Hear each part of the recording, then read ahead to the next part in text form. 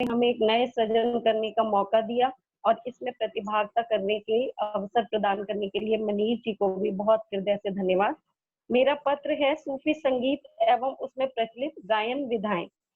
प्राचीन काल से आधुनिक काल तक संगीत को पवित्रतम मानते हुए उसे धर्मबद्ध करके मोक्ष प्राप्ति का एकमात्र साधन माना गया है। संगीत में अंतर्निहित गुणों को आत्मसात कर बड़े बड़े सूफी संतों, ऋषि मुनि और संगीत मर्मज्ञ आदि ने संगीत को चित्त की एकाग्रता का सबसे महत्वपूर्ण तत्व मानते हैं। अन्य कलाओं की अपेक्षा संगीत हृदयगत गहरी अनुभूतियों को सरलता से अभिव्यक्त करने में सक्षम है। सभी धर्मावलंबियों ने अपने इष्ट की भक्ति एवं उपासना के लिए संगीत को उचित एवं श्रेष्ठ साधन के रूप में अपनाया। सूफीवाद को परिभाषित करते हुए कुछ विद्वानों ने उसे एक ऐसा विज्ञान बताया है कि जिसका उद्देश्य हृदय का परिष्कार करते हुए उसे ईश्वर के अतिरिक्त प्रत्येक दूसरी चीज से विरक्त करना होता है। एक दूसरी परिभाषा के अनुसार सूफीवाद वह विज्ञान है जिसके माध्यम से हम सीख सकते हैं कि किस तरह ईश्वर की उपस्थिति में जीवन बिताते हुए अपने आंतरिक व्यक्तित्व की अशुद्धियों को परिष्कृत किया जाए और उसे लगातार सुंदर बनाए जाने का उपक्रम किया जाए। मूलतः इस्लाम की रहस्यवादी शाखा के रूप में विकसित हुआ सूफीवाद करीब 1000 साल पुराना है। इस दौरान भाषा के रास्ते फारसी, तुर्की और करीब 20 अन्य भाषाओं से होकर गुजरते हुए सूफीवाद विश्व के तमाम देशों तक पहुंचा। कुछ विद्वानों का यह विचार है कि सूफी शब्द की उत्पत्ति सूफा से हुई, जिसका अर्थ ऊन है। मोहम्मद साहब के बाद जो संत ऊन के कपड़े पहनकर अपने मत का प्रचार करते थे वही सूफी कहलाए। सूफी शब्द की उत्पत्ति ग्रीक भाषा के शब्द सोफिया से भी मानी जाती है, जिसका अर्थ ज्ञान है। सूफी शब्द की उत्पत्ति सफा शब्द से भी मानी जाती है। सफा का अर्थ है पवित्र है। मुसलमानों में जो संत पवित्रता और त्याग का जीवन बिताते थे वह सूफी कहलाए। सूफी बुरे से बुरे में भी भलाई ढूंढ निकालता है। वह दया व स्नेह से काम लेता है, करुणा एवं सौहार्द का अवलंब लेता है। सूफी मत का आविर्भाव 8वीं शताब्दी से माना जाता है। इस्लाम के रहस्यवादियों को ही सूफी कहा जाता है और उनके दर्शन को तसव्वुफ कहते हैं। ईश्वरीय सत्य की खोज और भौतिक वस्तुओं का परित्याग ही सूफियों का उद्देश्य है। जिस प्रकार मध्यकालीन भारत में हिंदुओं में भक्ति आंदोलन प्रारंभ हुआ, उसी प्रकार मुसलमानों में प्रेम भक्ति के आधार पर सूफीवाद का उदय हुआ होगा, ऐसा मेरा मत है। सूफियों का प्रवेश भारत में लगभग 8वीं और 9वीं सदी के प्रारंभ से हो गया था। भारत में सूफी मत के निम्न संप्रदाय प्रचलित कुछ थे और कुछ हैं, जिनमें मुख्य अभी हम चर्चा कर ही रहे, चिश्तिया, सुहारवर्दिया, कदरिया, नक्शबंदिया संप्रदाय और सत्तारी संप्रदाय। सूफी परंपराओं में संगीत। सूफी परंपरा मूलतः प्रेम दर्शन पर आधारित है। इस परंपरा में प्रेम को इश्क संज्ञा से अभिहित किया गया। इश्क के 2 प्रकार बताए गए, इश्क मिजाजी अर्थात सांसारिक प्रेम और इश्क हकीकी अर्थात ईश्वरीय प्रेम। सांसारिक या लौकिक प्रेम के माध्यम से ईश्वरीय प्रेम तक पहुंचाने का सूफी परंपरा अनुमोदन करती है। प्रेम का मूल है श्रृंगार रस और श्रृंगार रस की अभिव्यंजना के लिए संगीत से सशक्त माध्यम कोई और हो ही नहीं सकता। परिणामतः सूफी परंपरा के संतों और फकीरों ने अपने सिद्धांतों के प्रचार प्रसार के लिए संगीत को ही अपनाया।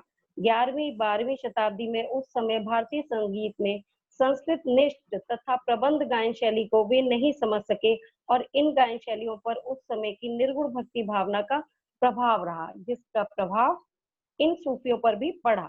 भारतीय स्वरावलियों ने उन्हें आकर्षित किया। अतः सूफी परंपरा के संतों और फकीरों ने अपने सिद्धांतों के प्रचार प्रसार के लिए संगीत को ही अपनाया। सूफी मत में संगीत तत्व। मुस्लिमों के आगमन के साथ सूफी फकीर अपना सूफी दर्शन लेकर भारत आए। सूफी मत इस्लामिक धारा के बंधनों की कट्टरता की धारणा नहीं थी। सूफियों ने सूफी मत के प्रचार के लिए सूफियाना कलाम की रचना की और संगीत को माध्यम बनाया। सूफी मत को सूफी कवि और संगीत द्वारा सूफियाना अंदाज में प्रस्तुत करना ही सूफी संगीत कहा जाता है। सूफियों ने अपनी वाणी की सांगीतिक प्रस्तुतिकरण के लिए निबद्ध और अनिबद्ध दोनों प्रकार की शैलियों को अपनाया। निबद्ध गायन शैलियां वह होती हैं जो विशिष्ट ताल के नियमों के साथ जुड़ी होती हैं, उन नियमों में बंधी होती है। जैसे हम उदाहरण स्वरूप कव्वाली को ले सकते हैं इसमें, जबकि अनिबद्ध गायन शैलियां ताल के बंधन से मुक्त होती हैं। इसमें सोरफी, दोहड़े वगैरह जो सूफी संगीत के प्रचलित थे वो आ सकते हैं अनिबद्ध गायन शैलियों में। सूफी संगीत में विभिन्न सुंदर गायन एवं वादन शैलियां समाहित हैं। सूफी संगीत, सूफी साधकों ने अरबी, ईरानी, फारसी और भारतीय संगीत का मिश्रण कर एक नए संगीत को जन्म दिया जो सूफी संगीत के नाम से प्रचारित हुआ।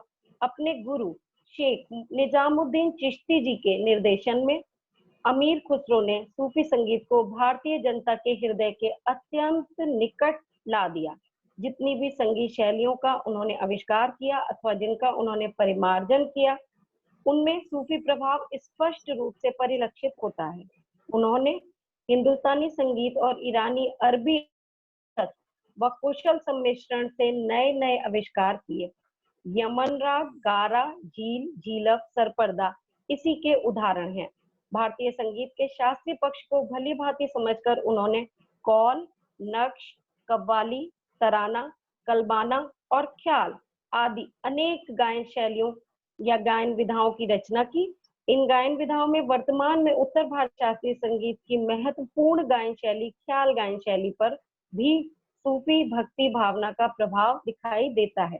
उनके कौल, कलबाना, तराना, सोहिला, निगार, बसीत आदि में भी सूफियाना रंग है। सूफी संगीत में प्रयुक्त तालों का अध्ययन सूफी संगीत की विभिन्न विधाओं के साथ अलग अलग तालों का प्रयोग ताल, वाद्य, तबला एवं ढोलक पर किया जाता है। यहाँ मैं आपको कुछ बताऊंगी कि कुछ गायन विधाओं में कौन सी तालों का प्रयोग करते हैं। जैसे सूफी गायन शैली कव्वाली में ताल दादरा और दीप चल्दी ताल का प्रयोग किया जाता है। कौल गायन शैली में कव्वाली ताल, नक्श और गुल में पश्तो तथा कव्वाली ताल। धमाल एक गायन शैली है, उसमें धमाल ताल का प्रयोग। गजल में कव्वाली ताल, कहरवा वगैरह भी बजती हैं। सावन गीत में कहरवा ताल, सावेला में झप ताल और ख्याल गायन शैली में अधिकांशतः 3 ताल का प्रयोग होता है। सूफी संगीत में विविध गायन वादन शैलियां। कव्वाली, कव्वाली सूफियाना संगीत की विशेष गायकी है। कल हमने इस पे बहुत सारी चर्चा सुनी थी। अफरोज जी, निर्मल जी ने हमें बहुत ज्ञानवर्धक जानकारियां दी। अगर कुछ गलत मैं कहूँ तो मैं क्षमा चाहती हूँ। कव्वाली सूफियाना संगीत की विशेष गायकी है जिसका मूल रूप अध्यात्म को स्पर्श करता है। कव्वाली में सूफियों का इश्क हकीकी अथवा ईश्वर भक्ति दृष्टिगोचर होता है। कव्वाली संगीत की प्राचीन शैली है। कव्वाली की विशेषता यह है कि इसमें अरबी, ईरानी और उत्तर भारतीय संगीत का अच्छा मिश्रण हुआ है। कव्वाली में गायक एक क्षण में लोक धुन सुनाता है तो दूसरे ही क्षण शास्त्रीय ढंग का आलाप तान लेकर हमें शास्त्रीय संगीत का को दृष्टिगोचर कर देता है। सूफियों की यह गायकी भारतीय संगीत में स्वीकार्य है। वर्तमान समय में यह चित्रपट संगीत अर्थात फिल्मी संगीत, सुगम संगीत व भक्ति संगीत आदि सभी क्षेत्रों में स्वतंत्र विधा के रूप में प्रचलित एवं लोकप्रिय है। गजल, फारसी और उर्दू दोनों भाषाओं में गजलें गाई जाती हैं। गजल अरबी भाषा का स्त्रीलिंग शब्द है जिसका अर्थ है प्रेम पात्र से वार्तालाप। एक गजल में 11 शेर होते हैं। गजल के प्रथम शेर को मतला और अंतिम को मक्का कहते हैं। गजल शैली का प्रचार प्रसार करने में सूफी संतों ने बहुत योगदान दिया है। सूफियों ने गजल में मानवीय तथा इंद्रिय प्रेम के स्थान पर ईश्वर विषयक अंतर इंद्रिय प्रेम को विशेष स्थान दिया है। तराना, तराना यह गायन शैली यद्यपि निरर्थक शब्दों से युक्त होती है किंतु सूफियों ने उसमें फारसी शायरी जोड़कर उसे भी एक नया आयाम दिया। हजरत अमीर खुसरो ने जो तराने बनाए थे वे अर्थपूर्ण थे किंतु कालांतर में जो तराना गायकी सुनने में आती है उसमें काफी हद तक परिवर्तन आ चुका है। कुछ तराने निरर्थक शब्दों से बने हुए मिलते हैं लेकिन कुछ तराने सार्थक शब्दों और तबले के बोलों से ओतप्रोत हैं। तराना भी ख्याल की तरह 2 भागों में विभक्त होता है, स्थाई और अंतरा।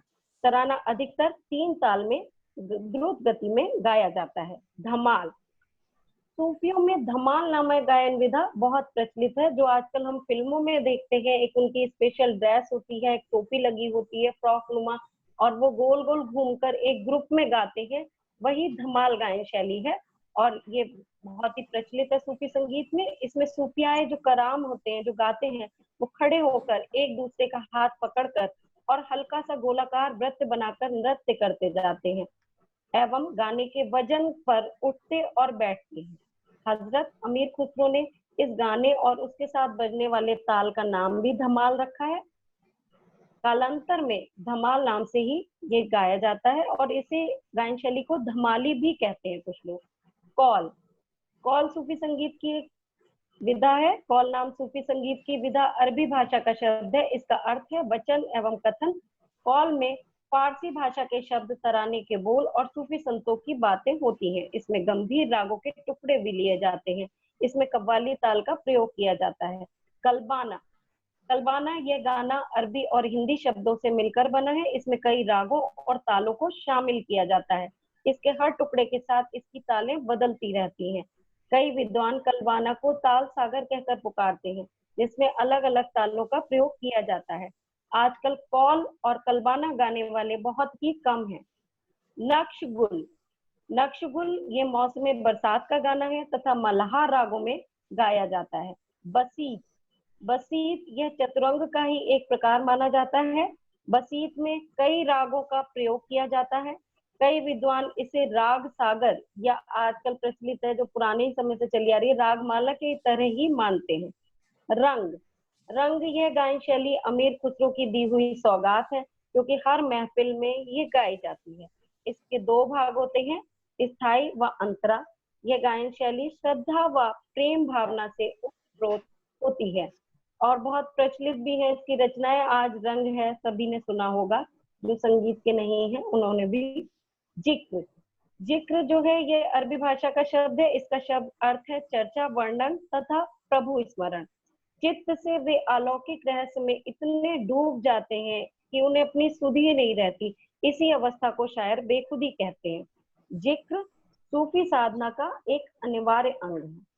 काफी, काफी का अर्थ है बार बार आना। इसमें मुख्य गायक ईश्वर की इबादत में गाता है और सहयोगी गायक सिर हिलाकर उसका साथ देते हैं। हिंदुस्तानी संगीत के राग काफी से इसका कोई लेना देना नहीं है और इसका अर्थ बार बार आना ही है, इसीलिए इसका नाम काफी है, जहां तक मेरी जानकारी है। और मुख्य गायक जब अंतिम पंक्ति पर पहुंचता है तो सारे सहयोगी उसे दोहराते हैं। इसी क्रिया से इसे काफी नाम दिया गया है। यह सूफी फकीरों का समूह गान है, कोरस है। फकीर मस्ती में झूमते हुए अलौकिक आनंद लेते हुए इसकी प्रस्तुति करते हैं। बसंत, बसंत गायन शैली भी बहुत ही अच्छी सूफी संगीत में प्रचलित गायन शैली है। बसंत के गीतों को खानकाहों और दरगाहों पर प्रचलित करने का कार्य हजरत अमीर खुसरो जी ने किया।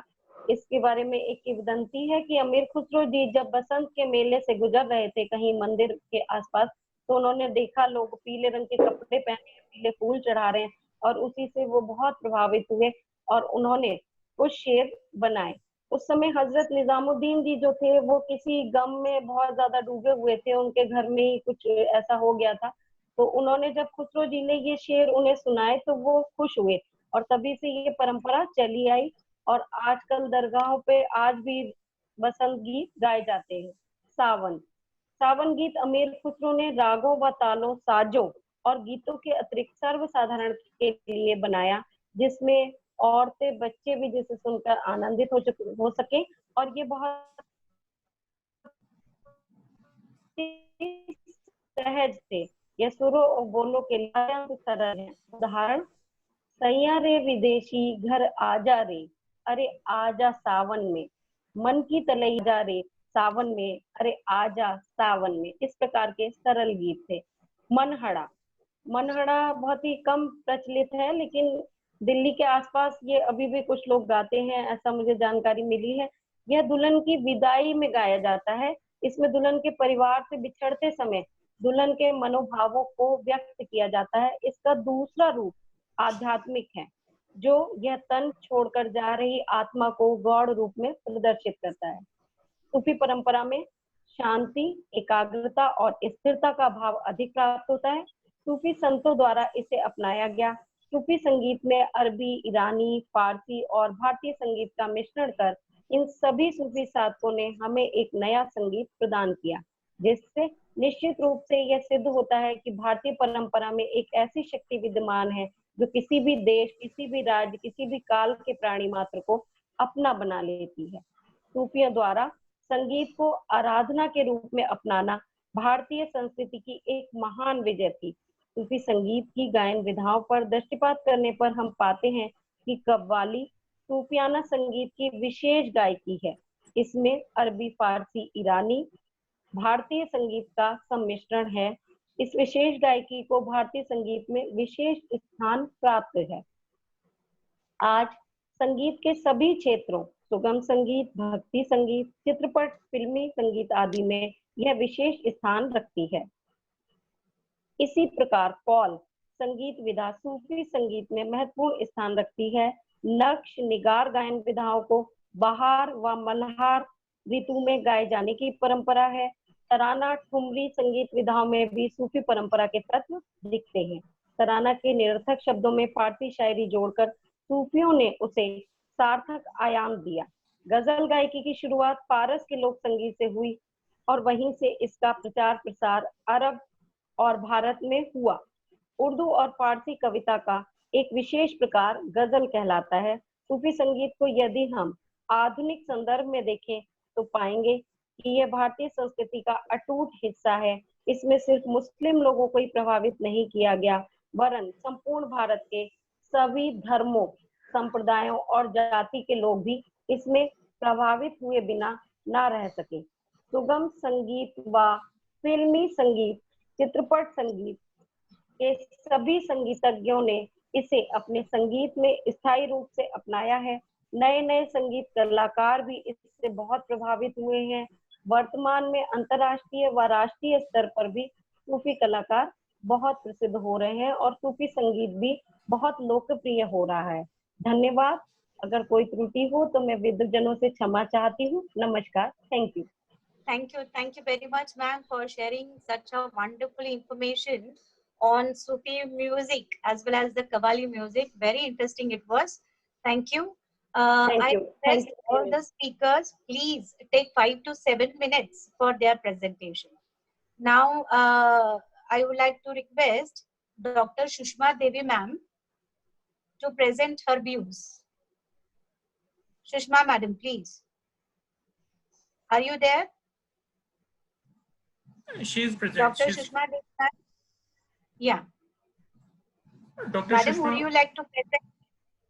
Dr. Shushma, ma'am? नेक्स्ट नाम कॉल करिए, उनको बाद में कनेक्ट करें।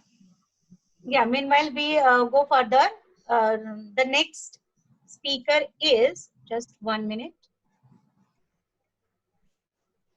Next speaker is Dr. Simmi Chauhan. Madam, Dr. Simmi madam. Simmi madam.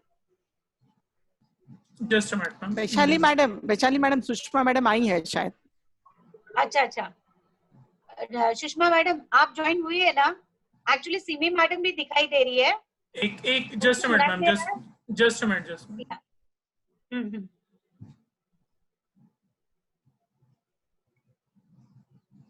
Hello ma'am. हाँ सुषमा मैडम। जी मैम, नमस्ते। जी सुन पा जी अच्छे से सुन पा रहे हैं। प्लीज। मैं आप सबको संगोष्ठी आयोजकों को सादर साधुवाद देती हूँ। इस 2 दिवसीय अंतर्राष्ट्रीय संगोष्ठी के अवसर पर आप सबको हार्दिक बधाई। के.एम. अग्रवाल कॉलेज के प्राचार्य को भी और सभी संगोष्ठी आयोजकों को भी। मेरा जो प्रपत्र है सूफी परंपरा में स्त्रियां, तो इसमें सूफी परंपरा में स्त्री को नूर के समान माना गया है। जहां हम ये बात कहते हैं कि संतों ने स्त्रियों को माया कहा और उन्हें इग्नोर किया, उपेक्षित किया, वही आप देखते हैं कबीर जैसे ज्ञान मार्गी कवि भी कहते हैं, नैनों की करी कोठरी पुतली पलंग बिछाए, पुतली पलंग बिछाए, पलकों की चिकडारी के पिए को लिया रिझाए। तो वही सूफिज्म मध्ययुगीन भारतीय सामाजिक राजनीतिक अव्यवस्था के वातावरण में जहां संतों ने जन सामान्य में व्याप्त अंधविश्वासों आडंबरों को दूर करने के लिए फटकार की भाषा अपनाई, सूफी कवियों ने मुगलों और भारतीय जनता के मिलने से उत्पन्न विविध प्रतिक्रियाओं के फलस्वरूप भारत की स्थिति अस्त व्यस्त जो हुई थी उसे सुधारने की कोशिश की। विदेशी सभ्यता संस्कृति के वाहक मुगलों के आक्रामक स्वरूप को भारत की सीधी सरल जनता समझ न सकी और प्रतिक्रिया में भारतीय जनता ने कछुआ धर्म अपना लिया। समाज को एक सूत्र में जोड़ने के क्रम में सजग संतों ने अज्ञान अंधकार में डूबी जनता को ज्ञान की रोशनी में लहलाने की कोशिश की, लेकिन जनता फिर भी न जागी तो उसे उसके खोल से निकालने में सूफी फकीर संलग्न हुए। उन्होंने समाज की सबसे अधिक उपेक्षित जनता स्त्रियों में ईश्वरीय स्वरूप की परिकल्पना करते हुए उन्हें समाज में प्रतिष्ठापित किया। संत साहित्य में स्त्रियां या तो देवी बनी रही या फिर माया बनी रही। भारत में सूफी मत इस्लाम के उदय से पूर्व ही था, जो बाद में इस्लाम में घुल मिल गया। जैसा कि आप देखते हैं कि भारत में सूफी का उदय तद्युगीन जनता के लिए बहुत ही उल्लेखनीय है। हिंदू मुस्लिम संप्रदायों के बीच आपसी सौहार्द की स्थापना के लिए सूफी फकीरों ने प्रेम मार्ग का चयन किया। प्रेम के समक्ष तो बड़े बड़े सूरमा ढह जाते हैं। ऐसे में सूफी कवियों ने जो प्रेम के रास्ते को पकड़ा उसे हिंदू घरों की कहानियों से पकड़ा। भारतीय घरों में प्रचलित राजा रानी की कहानी को लेते हुए उन्होंने विदेशी मजनवी शैली को प्रस्तुत करते हुए भारत के शासन में तलवारों से स्थापित उस इस्लाम में और हिंदू जनता के बीच आपसी सौहार्द को स्थापित करने की कोशिश की। सूफी परंपरा में अधिकांश रचनाओं के शीर्षक इस बात का द्योतन करते हैं, जैसे मुल्ला दाऊद की कृति है नूरक और चंदा, जो खिलजी के शासन काल में रचा गया प्रेम काव्य है। मलिक मोहम्मद जायसी ने अपनी रचना पद्मावत में भी कई सूफी प्रेम काव्यों का उल्लेख किया है, यथा मुग्धावती, मृगावती, खंडरावती, मधुमालती, प्रेमावती आदि। जैसे ये बहुत सारे जो उस समय की प्रेम परंपरा है वो सूफिज्म से प्रभावित है। और शेख बुरहान के शिष्य कुतुबन जो जिन्होंने मृगावती का चित्रण किया था, उन्होंने इसमें कहानी लिया है कंचनपुर की राजकुमारी मृगावती का और चंद्रगिरी के राजकुमार के प्रेम प्रसंग का चित्रण किया है। सूफी परंपरा की रचनाओं की भांति ही लौकिक प्रेम के माध्यम से अलौकिक प्रेम की अनुभूति इसमें कराई गई है। सूफी परंपरा की इस कड़ी में मंझन की रचना है मधुमालती, जो कनेसर के राजपुत्र मनोहर और महारस की राजपुत्री जो है मधुमालती के प्रेम प्रसंग को लेकर लिखी गई है। इसी परंपरा की कड़ी में हम देखते हैं स्त्रियों के चित्रण में कि कहीं कहीं जातीय ऊंच नीच भेदभाव को मिटाने के लिए भारत के कई कर्णधारों ने जो कोशिश की थी, इसमें सूफी परंपरा के कवियों ने सबसे अधिक प्रयत्न देखा। प्रेम न बाणी उपजे प्रेम न हाट बिकाई, ये कबीर ने कहा, लेकिन इसको चरितार्थ किया सूफी कवियों ने। जनमानस को यह बात जो कबीर की फटकार वाली शैली थी वो ना अच्छी लगी। ऐसे में स्वाभाविक है कि सूफी कवियों की प्रेम रस की पूरी वीणा में झंकृत ये कविताएं सबको मोह लेगी। प्रबंध कविता शैली में आम जनता की भाषा में ब्रज अवधि को अपनी रचना का आधार बनाते हुए जब उन्होंने 3 लोक 14 भूखंड सबे परे मोहि सूझी, प्रेम छाड़ नहीं लोन किछु, जो देखा मन बूझी। मुल्ला दाऊद के चंदायन की नायिका छोटी जाति की थी, अतः कवि ने जादू, टोना, मंत्रादि, शकुन आदि का भी विचार किया, क्योंकि ये हमारे भारतीय समाज में जैसे ऐसे स्तर के अनुसार ये जादू, टोना आदि रहते हैं, जिसका वर्णन हम देखते हैं रचनाओं में। शेख कुतुबन के मृगावती की नायिका राजकुमारी थी और उसका नायक भी राजकुमार था। राजकुमारी उड़ने की कला में भी पारंगत थी। कवि ने जगह जगह पर कौतूहल का भी सूफी परंपरा में चित्रण किया है, जिसे नायिका प्रेमी को छोड़ भी सकती है, लेकिन यदि उसके पिता की मृत्यु होती है तो वो राज्य भी संभालने की योग्यता रखती है। तो इस तरह से सूफी परंपरा में स्त्रियां अतीन्द्रिय सीमा तक चित्रित की गई हैं। इसी तरह से रंजन कवि की रचना है प्रेम वन जीव निरंजन, जो जायसी ने प्रेमावती के नाम से इसी को अभिहित किया है। मधुमालती की राजकुमारी मधुमालती को परियां राजकुमार मनोहर से मिलवाती हैं और वही मधुमालती अपने माँ के शाप से चिड़िया के रूप में बदल जाती है। निराश राजकुमार अपना राजपाट छोड़कर जोगी बन जाता है। तो सूफी परंपरा में राजकुमारों का या राजाओं का उस राजकुमारी सुंदर राजकुमारी को प्राप्त करने में असफलता मिलने पर जोगी बन जाना भी एक विषय चित्रित हुआ है। उस्मान की चित्रावली में नायक नायिका मंदिर में दूत के माध्यम से मिलते हैं। सूफी परंपरा में यह भी एक सामान्य सी प्रक्रिया है। कवि जान की रत्नावली में नल दमयंती की आधार कथा को लेते हुए नैना मजनू की शैली में लिखा गया है। शेख नबी के ज्ञानदीप में भी रानी देवयानी की प्रेम कथा को बताया गया है। और इसी तरह से आप देखते हैं कि कासिम के हंस जवाहिर का प्रणयन गवासी के सैफुल मुल्क को आधार बनाकर किया गया है। 1905 में नूरजहां नामक कृति में ख्वाजा अहमद ने ईरान के शहजादे और शहजादी की प्रेम कथा का चित्रण किया है। नूरजहां एक कल्पित कथानक है, लेकिन हम जब देखते हैं हिंदी साहित्य में तो ये सूफी परंपरा में हम स्त्री के दैवीय चित्रण को देखने के अगर हम आकांक्षी हैं तो प्रेम पीर के कवि जायसी के पद्मावत को जरूर हम ले सकते हैं। शेर शाह के शासन काल में उस समय में पद्मावत का रचना हुआ था और पद्मावत के माध्यम से उन्होंने जन कथा एवं इतिहास को लेकर कल्पना के आभूषण से सजाते हुए जो प्रेम भाव की एक अलग संरचना का प्रवाह उन्होंने उस समय बहाया, वो हिंदू मुस्लिम संप्रदायों में बिल्कुल ही निकटता लाने में सफल रहा। अमीर खुसरो के प्रयत्नों से जो थोड़ी बहुत समीपता आई थी उसे खिलजी के क्रूर शासन ने दूर कर दिया था और फिर से कबीर के ज्ञान मार्ग ने इसे नजदीक लाने की कोशिश की, जिसे सूफियों के प्रेम मार्ग ने सबसे अधिक नजदीक लाया। इसलिए आप देखते हैं कि कई बार सूफी परंपरा में वे भारतीय रीति रिवाज और पौराणिक कथाओं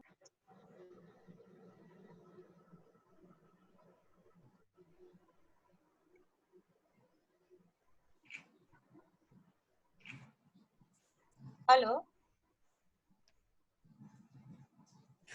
वो उनकी वॉइस कनेक्टिविटी का कुछ प्रॉब्लम हुआ मैम। हाँ, सुषमा मैडम आप हमें सुन रही है?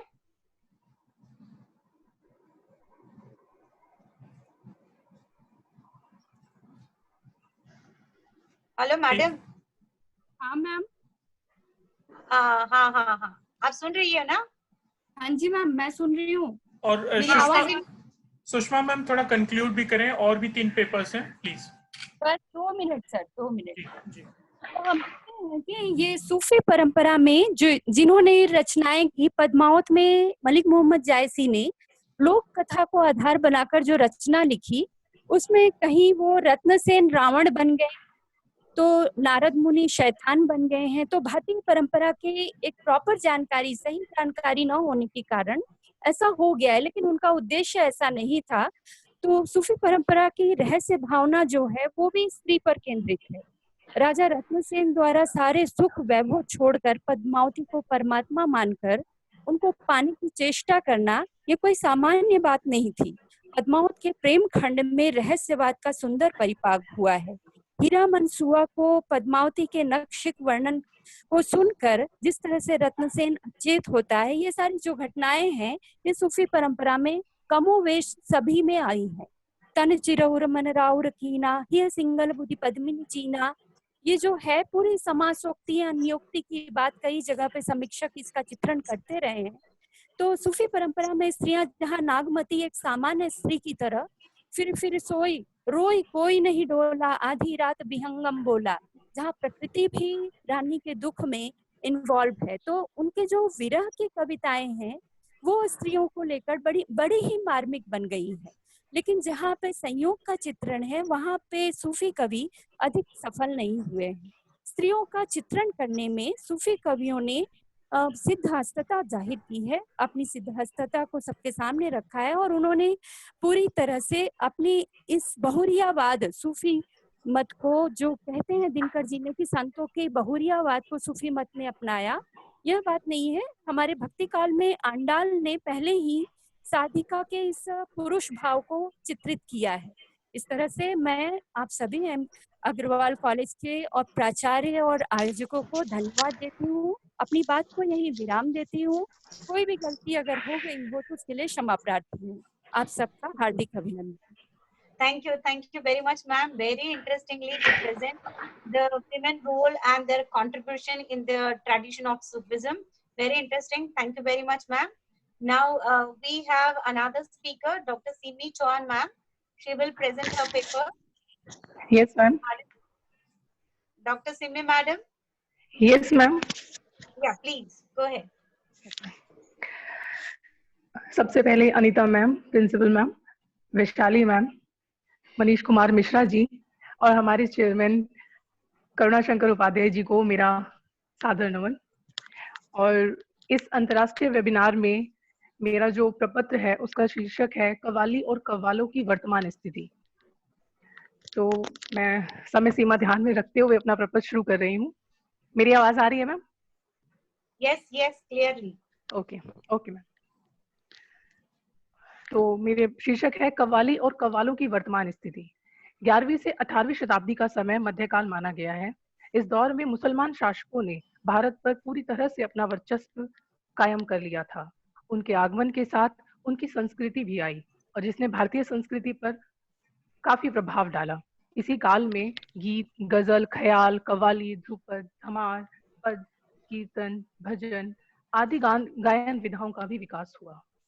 और कल से सूफीवाद, सूफी शब्द को लेकर बहुत चर्चा हो चुकी है, तो उसको मैं छोड़ते हुए आगे बढ़ रही हूँ। सूफी संप्रदाय में कई शाखाएं हैं जिन्हें तरीका कहा जाता है। उनमें संगीत के प्रति प्रमुखतः 2 अवधारणाएं मिलती हैं। मोटा देखा जाए तो पहली आती है नक्शबंदी एवं कादरी तरीके। ये संगीत के पुरजोर विरोधी थे। इनका मानना था संगीत इस्लामिक कर्तव्यों में बाधा उत्पन्न करता है, जिससे व्यक्ति अपने धर्म से भटक जाता है। दूसरी अवधारणा में चिश्ती तरीके आते हैं, जो संगीत के समर्थक हैं। इनके लिए ईश्वर की इबादत के लिए संगीत ही एकमात्र ऐसा तरीका है जिसके द्वारा साधक अपने खुदा की सत्ता में लीन हो सकता है। दूसरी अवधारणा के संदर्भ में एक विचारक हैं गुरदयाल सिंह ढिल्लो। इनका कहना है कि ख्वाजा मुद्दीन चिश्ती ने संगीत को रूह की खुराक कहा है। इस संप्रदाय में समा पर बड़ा जोर दिया गया है। इस संप्रदाय के साधकों के अनुसार संगीत दिल को गरमाता है तथा अल्लाह के प्रेम ज्योति को साधक के मन में प्रज्वलित करता है। मध्यकाल में भक्त संतों चैतन्य, कबीर, तुलसी, मीरा, सूरदास आदि ने भजन, कीर्तन, प्रार्थना, गायन, वादन, नृत्य का विशेष स्थान दिया। संगीत अल्लाह को जानने, पहचानने, उसमें लीन हो जाने का माध्यम माना। सूफी परंपरा के अंतर्गत फकीरों की खानगाहों और मज़ारों पर सोज समा की परंपरा विकसित हुई।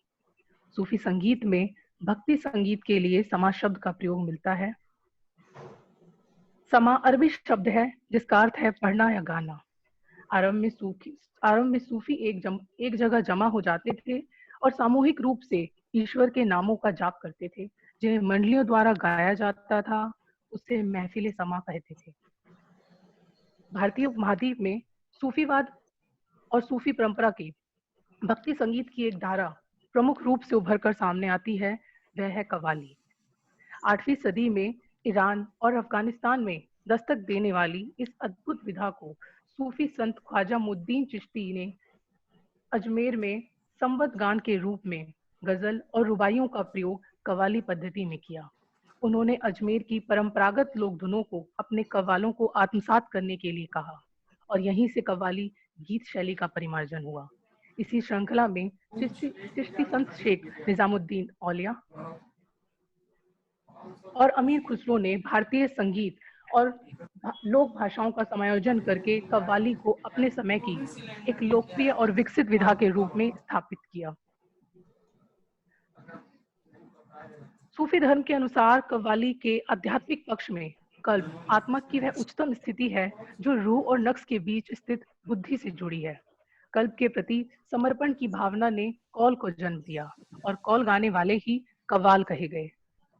कव्वाली में सूफी दर्शन, खुदा रसूल की तारीफ, वसूदो शरीफ द्वारा मालिक से इल्तिजा, हुस्नो इश्क की रंगीनियत भरी शौखी, जश्न व महफिलों के मसले आदि शामिल होते हैं। सूफी परमात्मा को अपना महबूब मानते हैं और हर वक्त उसी से मिलन के लिए आकुल रहते हैं। हजरत निजामुद्दीन औलिया और उनके शिष्य अमीर खुसरो का मानना है कि अपने भीतर का अहंकार खत्म किए बिना ना तो संसारिक प्रेमी को पाया जा सकता है, ना ही रूहानी प्रेमी यानी परमात्मा को। कव्वाली परमात्मा से बंदे का संबंध जोड़ती है और इसी ईश्वर की लालसा में वे कव्वाली गाते हैं। किसी सूफी संत के देहांत पर भी कव्वाली गाई जाती है। साथ ही उनके मृत्यु दिवस को उर्स का नाम दिया जाता है। उर्स के बिना कव्वाली अधूरी है। उर्स का सबसे महत्वपूर्ण काम ही कव्वाली गा गाकर उस परमात्मा को याद करते हुए अपने स्वर्गवासी गुरुओं व संतों के लिए प्रार्थना करना है, वे परलोक में उस परमात्मा रूपी प्रेमी के साथ सुकून से रहें। अमीर खुसरो की एक मशहूर कव्वाली है, आज रंग है माँ रंग है री, मेरे महबूब के घर रंग है री। यह विशेषता उर्स पर ही गाई जाती है। आज भी दिल्ली में स्थित हजरत निजामुद्दीन दरगाह पर यह कव्वाली सुनने को मिल जाती है। कव्वाली में तान, पलटा, जमजमा, बोलबाल आदि वाद्य यंत्रों का प्रयोग किया जाता था। प्रारंभ में कव्वाली ईश्वर व गुरु की वंदना की जाती थी और उसमें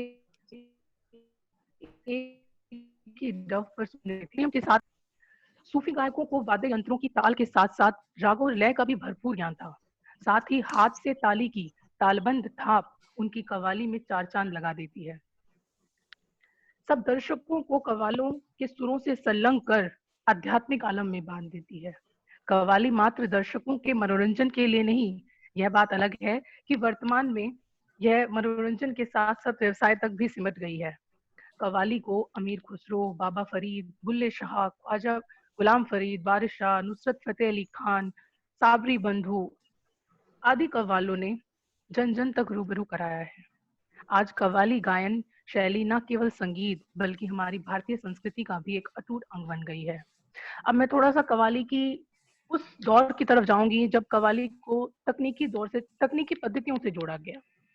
ये बात है 1925 की, जब कव्वाली को ग्रामोफोन पे रिकॉर्ड किया गया। कोलकाता के मशहूर कल्लू कव्वाल ने अपनी कव्वाली को ग्रामोफोन पर रिकॉर्ड किया और इसी श्रृंखला में कई बड़े कव्वाल आए जिन्होंने इस ग्रामोफोन पर रिकॉर्ड करने की पद्धति को आगे बढ़ाया, जिसमें इस्माइल आजाद की हाजी मलंग धूला पहाड़ी से तेरा झूला, हाथरस के मशहूर कव्वाल शंभू शंकर शंभू की जोड़ी ने महबूब की बरिया से मेरा सलाम कहना आदि कव्वालियों ने श्रोता के मन में एक जगह टेक्निकल प्रॉब्लम होगा, मेरी तरफ से कोई दिक्कत नहीं। भूमंडलीकरण के दौर में कव्वाली की मोटा देखा जाए तो दो धाराएं मिलती हैं, एक है पारंपरिक और एक है फिल्मी। तो फिल्मों के दौर में 1944 एक फिल्म थी नाइट बर्ड के गानों में कव्वाली का अंदाज देखा जा सकता है, लेकिन फिल्मों में कव्वाली को कहानी के आधार पर ही तैयार किया जाता है। फिल्मों में पहल कव्वाली को मुकाबले के तरह रखकर प्रस्तुत किया गया, जिसमें बरसात की रात, उस्तादों के उस्ताद, दिल ही तो है, निकाह, मुगले आजम आदि फिल्में प्रमुख उदाहरण है। लेकिन मुकाबला पारंपरिक कव्वालियों में निषेध माना गया है, क्योंकि अपने खुदा व गुरु के प्रति इसमें एक अदब, लिहाज, एक दायरा होता है जिसे मुकाबले के द्वारा नहीं पाया जा सकता। आजकल कव्वाली प्रस्तुतिकरण के लिए जहां एक और भव्य मंच सज्जा, भारी भरकम आवाज वाले लाउड स्पीकर, भड़कीली वेशभूषा आदि आयोजित होती हैं, वहीं दूसरी ओर कव्वाली के लिए शास्त्रीय संगीत में पॉप म्यूजिक का फ्यूजन मिलाकर उसे बेहद साधारण तरीके से प्रस्तुत किया जाता है।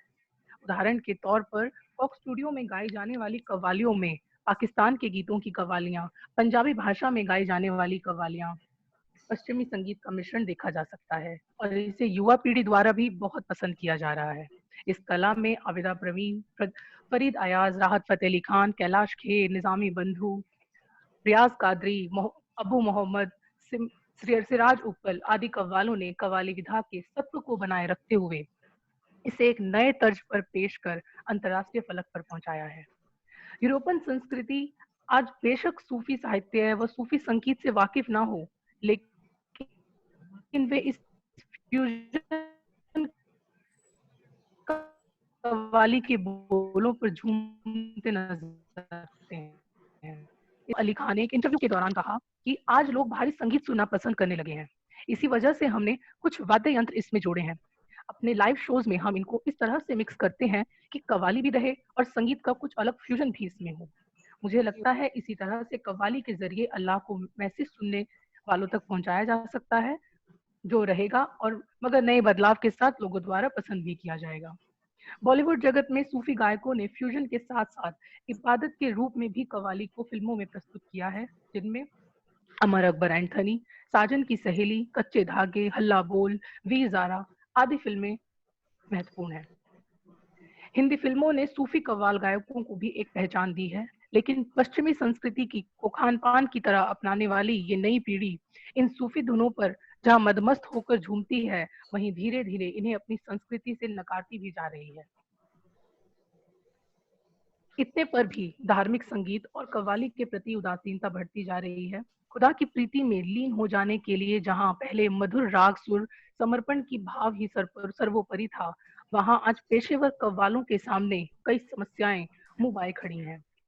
कव्वाली के लिए आयोजित किए जाने वाले आयोजनों की संख्या निरंतर घटती जा रही है, क्योंकि आयोजनों के लिए प्रशासनिक अनुमतियां, सुरक्षा, मंच, गेस्ट आदि के लिए मोटी रकम की आवश्यकता है।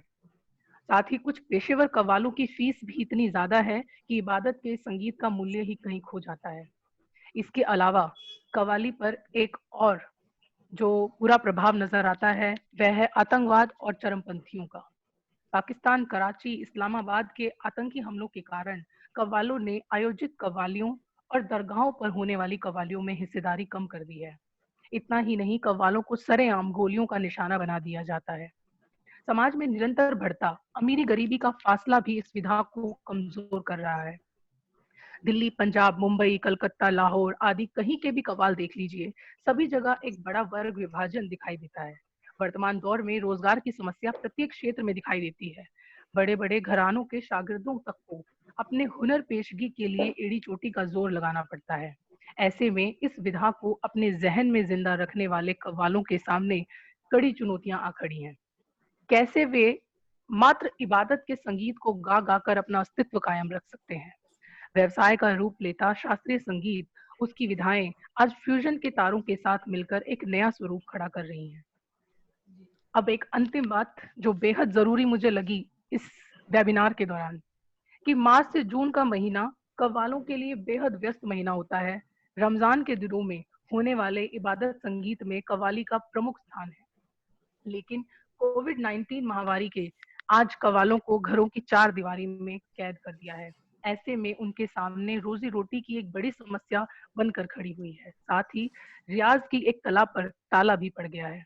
अमीर खुसरो ने कव्वाली की जिस सम्मिश्रित परंपरा को शुरू किया था, उसे जानने वालों में युवा पीढ़ी का एक वर्ग जरा लड़खड़ाता हुआ दिखाई देता है।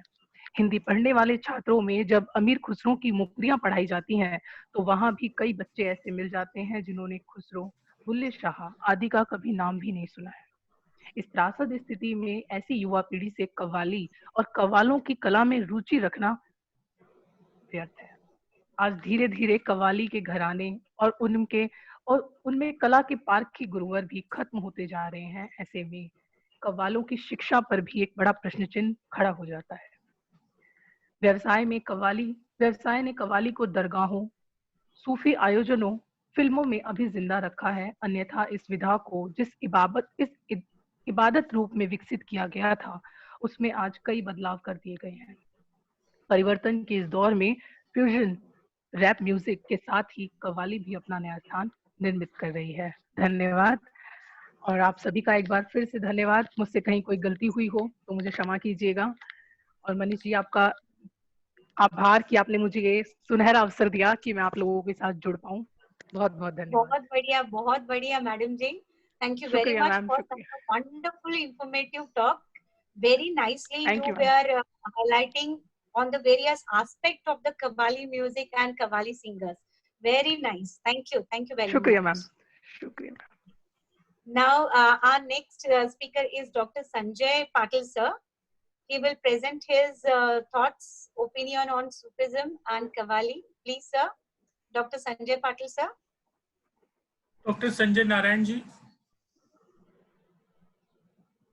यहाँ पे उपस्थित हैं. डॉक्टर संजय नारायण जी.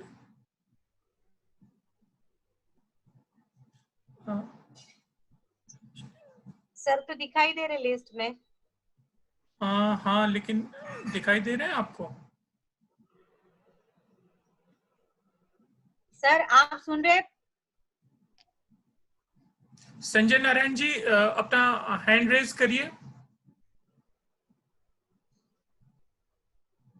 नहीं नहीं, वो नहीं. आप आगे बढ़े. हाँ, आगे जी. आगे बढ़ते हुए अपने सारे पेपर प्रेजेंट हो चुके हैं. अभी अपने ये सेशन के जो चेयरपर्सन है प्रोफेसर करुणा शंकर उपाध्याय सर, मैं उनसे निवेदन करना चाहूंगी, प्लीज सर आप आपके जो एक्सपर्ट ओपिनियन और आपका जो रिमार्क है इन जो पेपर प्रेजेंट हुए उसके ऊपर आप कुछ मार्गदर्शन कीजिए. मैं सबसे पहले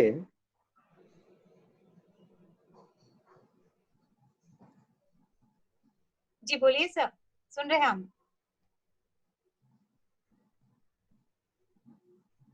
सर आप साउंड अनम्यूट नहीं किया, सर का आवाज नहीं, म्यूट किया है सर ने साउंड. हाँ, सर नहीं किया है, हमने नहीं किया. हाँ सर ने किया है, सर ने किया है. चैट में डाल दीजिएगा. अभी आ रही है? हाँ सर, हाँ सर. यस. मैं सबसे पहले KM अग्रवाल कॉलेज के प्राचार्य, आयोजकों और विशेष रूप से डॉक्टर मनीष मिश्र जी को बहुत बहुत बधाई और साधुवाद देता हूं कि आपने बहुत ही महत्वपूर्ण और एक प्रकार से चुनौतीपूर्ण विषय पर इस वेब संगोष्ठी का आयोजन किया. तीनों जो पत्र पढ़े गए बड़े ही सुचिंतित और बहुत ही अच्छे पत्र थे. सिमी जी ने बहुत ही बेहतरीन अभिपत्र प्रस्तुत किया. सबने अलग अलग विषय लिए और आपने देखा कि सूफी साहित्य, सूफी काव्य परंपरा से लेकर कव्वाली और सूफी संगीत तक की बातें इन तीनों अभिपत्रों के माध्यम से आई. मित्रों, इसमें एक बात सिमी जी के पहले जो मैडम पत्र पढ़ रही थी तथ्यात्मक दृष्टि से गलत थी. पहले उसको मैं ठीक करके फिर मैं अपनी बात पर आता हूं.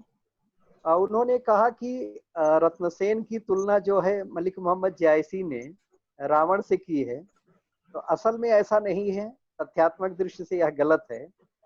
जायसी जो है बड़े ही उदार मना और निरपेक्ष कवि हैं और उन्होंने रत्नसेन और पद्मावती की तुलना राम और सीता से की है और अलाउद्दीन खिलजी की तुलना रावण से की है. उन्होंने रत्नसेन की तुलना जो है रावण से नहीं की है. इस फर्क को जो है जानने की जरूरत है. सूफी कवियों ने भारतवर्ष में आप कह सकते हैं कि मध्यकाल में जब हिंदू मुस्लिम संघर्ष अपने चरम पर था, उस समय जो मुलायम तबीयत वाले उदार मना कवि थे, इन लोगों ने भावनात्मक एकता स्थापित करने का सबसे बड़ा कार्य किया.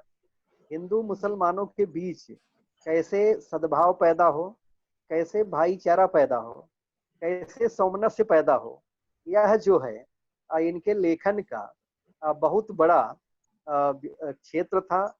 बहुत बड़े उद्देश्य को लेकर के इन कवियों ने लेखन के क्षेत्र में प्रवेश किया था. आप देखेंगे कि ज्यादातर सूफी कवि जो हैं उत्तर प्रदेश के अवध क्षेत्र के हैं और सब अवधी भाषी ही हैं. इसलिए आप देखेंगे कि समूचा सूफी काव्य जो है अवधी में लिखा गया है. इस कारण से उसमें आप देखेंगे कि प्रबंध चेतना बहुत ज्यादा है, प्रबंधात्मकता है.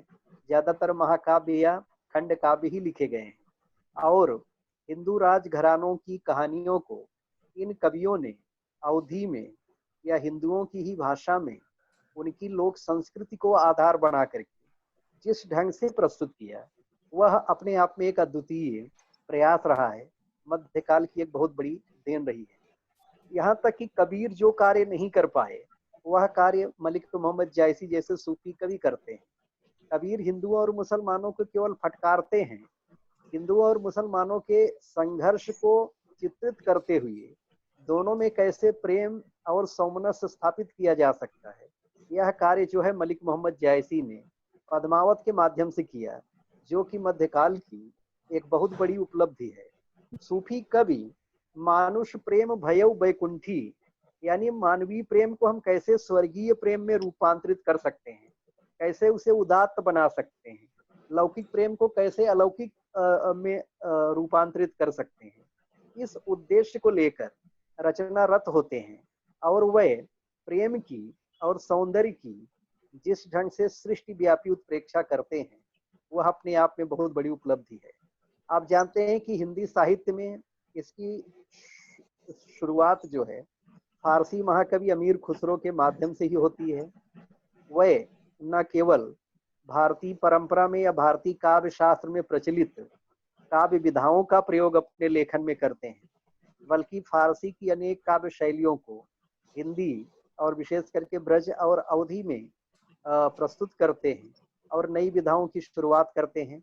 चाहे वो द्विभाषिक गजल का सवाल हो कि जे हाले मिस्की तगुन तगापुल दुराए नैना बनाए बतिया, अथवा छाप तिलक सब छीनी रे मुँह से नैना मिलाई के पहली कवाली हिंदी में लिखे जाने की बात हो, तो दोनों का श्रेय जो है महाकवि अमीर खुसरो को ही दिया जाता है।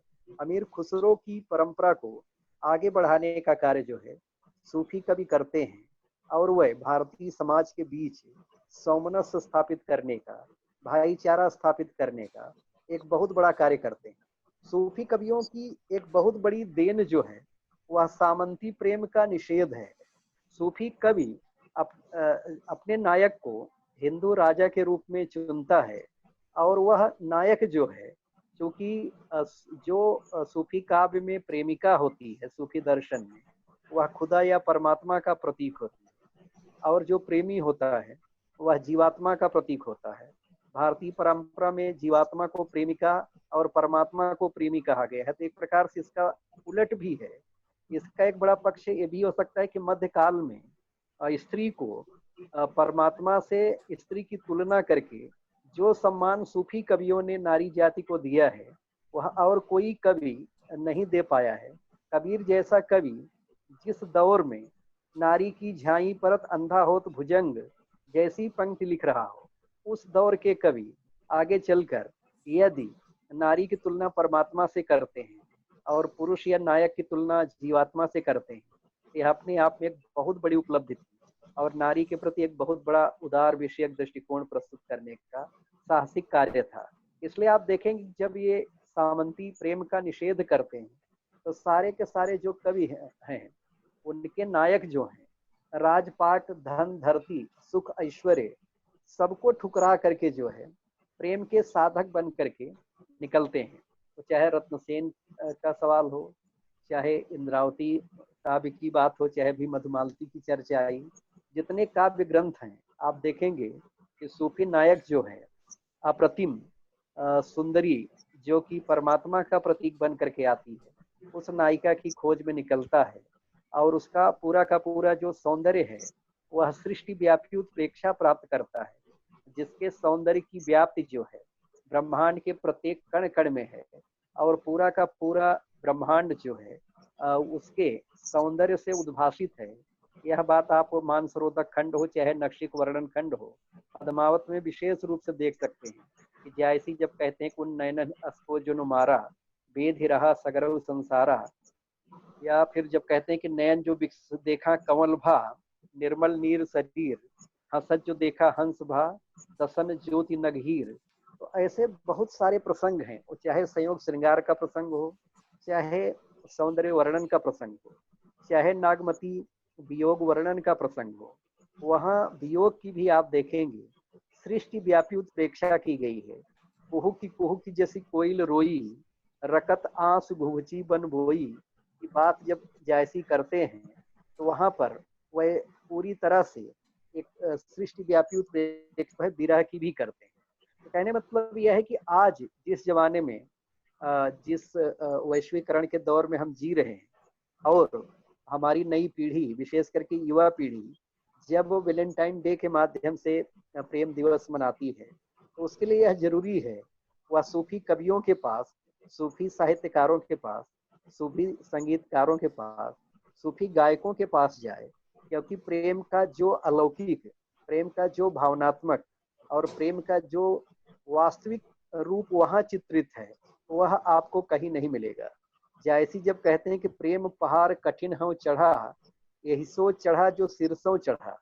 प्रेम जो है पहाड़ की तरह है, इस पर चढ़ना जो है अत्यंत कठिन कार्य है। प्रेम रूपी पहाड़ पर वही चढ़ सकता है जो सिर के बल चढ़ने का कार्य करेगा। यह बात आप देखेंगे ये दूसरी जगह आपको नहीं मिलेगी। यानी इस ढंग से हम जब समूचे सूफी काव्य पर विचार करते हैं तो हम देखेंगे कि वहाँ पर न केवल राष्ट्रीय एकता, सांस्कृतिक एकता की बात की गई है, बल्कि भारतीय और फारसी दर्शन को मिलाने का भी बात है। आप देखेंगे कि एक समन्वयात्मक दृष्टिकोण, एक मेल जोल, चाहे वो काव्य शैली के धरातल पर हो, चाहे संस्कृति के धरातल पर हो, चाहे सामाजिक व्यवस्था के धरातल पर हो, चाहे शासन व्यवस्था के धरातल पर हो, चाहे दर्शन के धरातल पर हो, इन कवियों का पूरा उद्देश्य जो है, यहाँ तक कि भाषा और प्रस्तुति के धरातल पर भी आप देखेंगे कि फारसी की मसनवी शैली से लेकर भारतीय शैली तक का पूरी तरह से प्रयोग किया जाता है। जब आज जैसे कव्वाली पर यहाँ काफी महत्वपूर्ण बातें हुई, और जब आप कव्वाली की बात करते हैं तो हमने जैसे कहा कि मीर खुसरो से हिंदी में कव्वाली की विधिवत शुरुआत होती है। आज कव्वाली जो है फारसी, उर्दू, संस्कृत, हिंदी, पूर्वी अरबी, रेख्ता अनेक भाषाओं में गाई जा रही है और प्रस्तुत की जा रही है। अनेक भाषाओं में इसके जो है उपलब्ध होते हैं।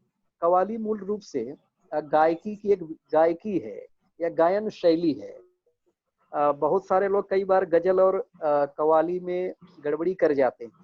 गजल मूलतः एक विधा है, जबकि कव्वाली एक गायन शैली है, गायकी है। दोनों का फर्क जो है हमें ध्यान में रखना चाहिए। और दोनों में कहीं न कहीं प्रेम और भाईचारा जो है यह केंद्र में आता है। और इसलिए आप देखेंगे चाहे ख्वाजा मोइनुद्दीन चिश्ती हो, मंसूर हो, अम्मार हो, खलील जिब्रान हो, हजरत इनायत खान हो, एक लंबी परंपरा जो है सूफी कव्वालों की है, गायकों की है। और यह संगीत की ऐसी लोकप्रिय विधा है जिसने भारतीय समाज को लगभग 700 सालों से प्रभावित कर रखा है। हम सब जानते हैं कि जैसे अभी सिम्मी जी ने कहा, एक परंपरागत कव्वाली की शैली है और एक फिल्मों की लोकप्रिय शैली है।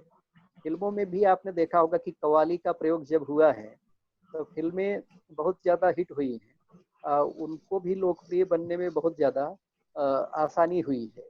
कव्वाली आप देखेंगे कि हमारे जिस भारतीय उपमहाद्वीप की चर्चा इन्होंने की है, मनीष जी ने अपने आयोजन में भी, भारत हो, पाकिस्तान हो, बांग्लादेश हो, तीनों के बीच अगर कोई एक स्थायी गायन शैली है तो वह कव्वाली है, क्योंकि यह सब एक ही देश था, एक ही भूमंडल का हिस्सा था, भारतीय उपमहाद्वीप का ही ये सारा इलाका था।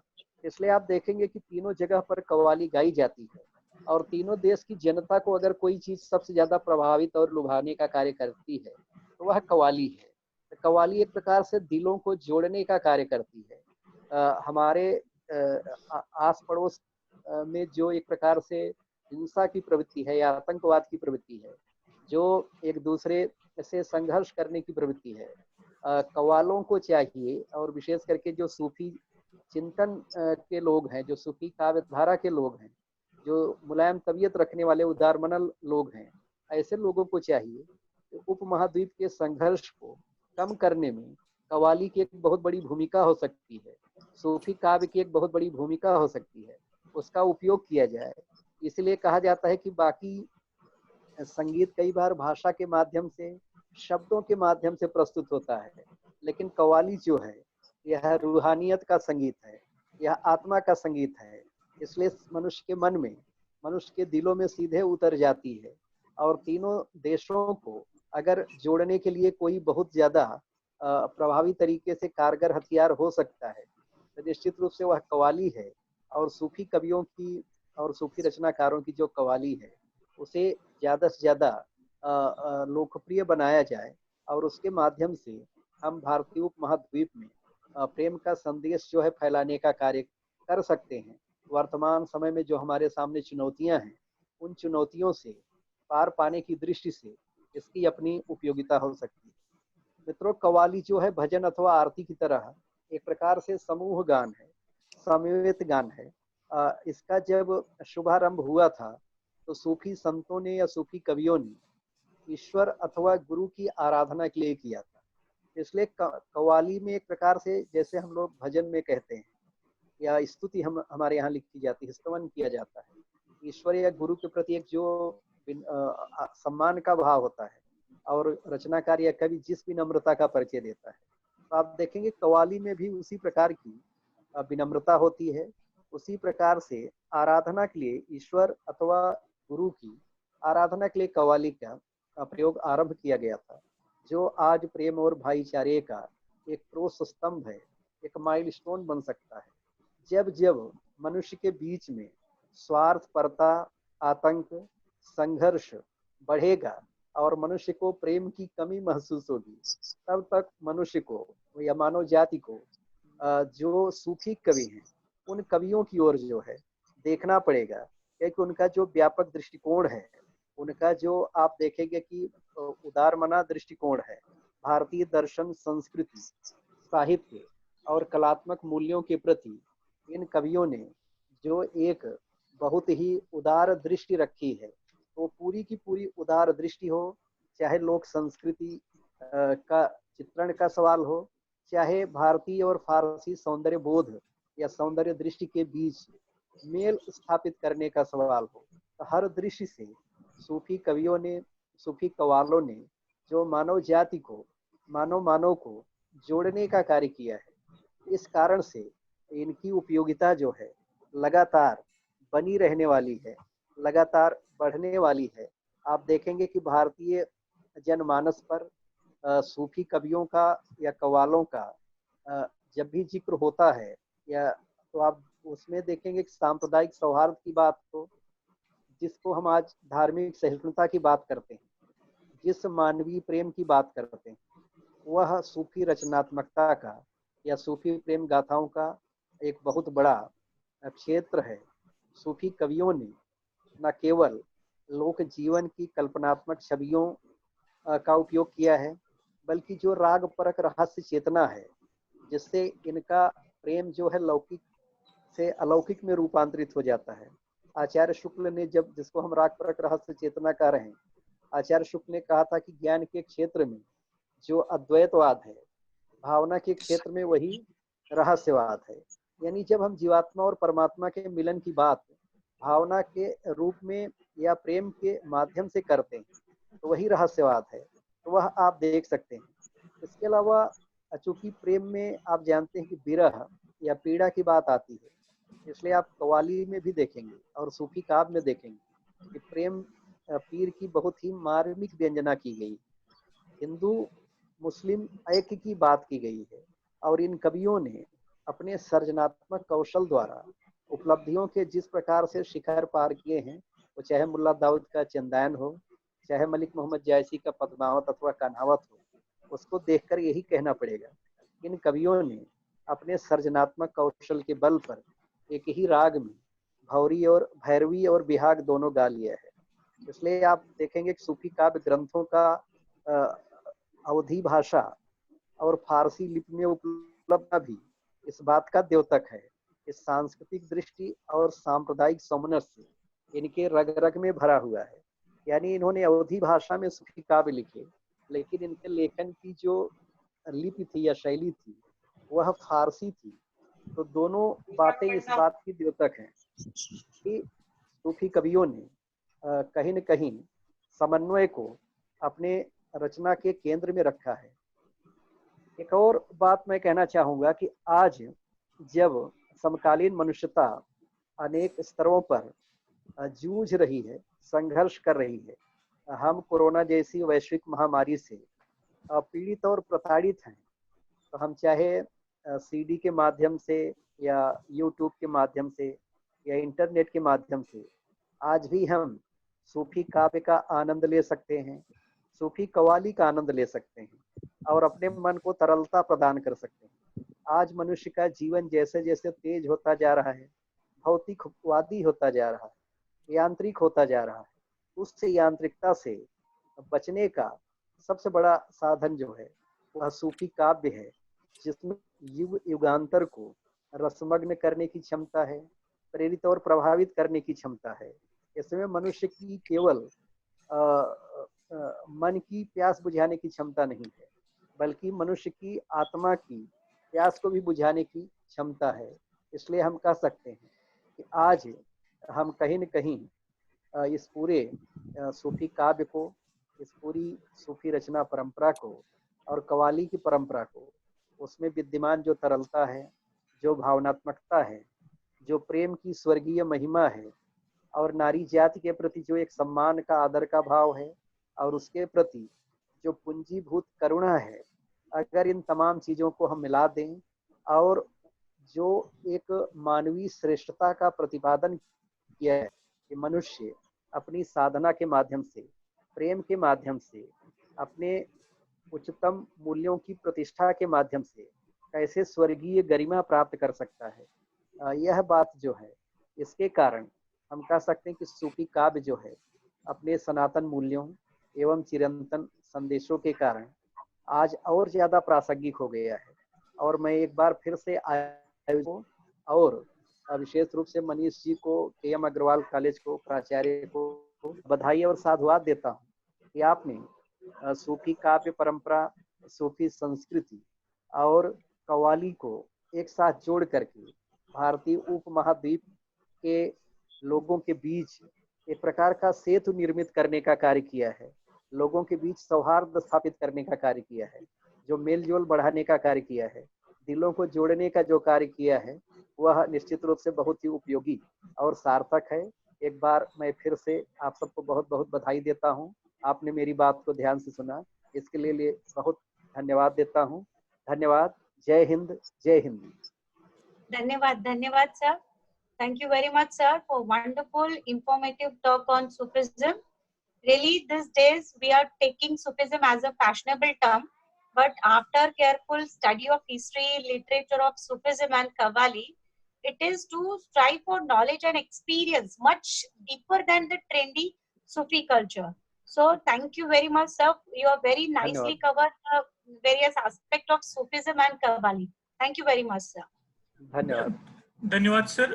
पिछली बार हम लोगों ने महाविद्यालय में जब क्षेत्रीय सिनेमा पे आयोजन किया था तो उस समय आपका आना नहीं हो पाया था, वो कसक हम लोगों के मन में थी, लेकिन ये अंदाजा नहीं था कि कोरोना के समय में इस तरह फिर हम आपको आमंत्रित करेंगे। लेकिन जैसे ही स्थितियां बहुत अच्छा हो गया। हाँ, लेकिन जैसे स्थितियां सामान्य होंगी हम चाहेंगे कि आपको रूबरू सुने और महाविद्यालय परिवार हमेशा आपका ऋणी है, आभारी है। बहुत बहुत धन्यवाद। निश्चित रूप से मिले। धन्यवाद।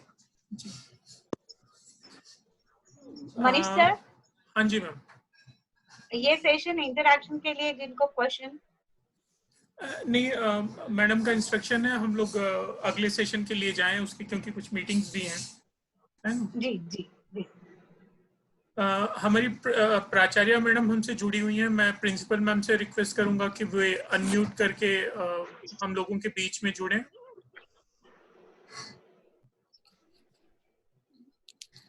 मैं शुरू से ही हूँ, सुन रही हूँ सभी को। हाँ मैम, उपाध्याय सर हम लोगों के बीच जुड़े, पिछली बार कॉन्फ्रेंस में नहीं आ पाए थे, तो मैंने सर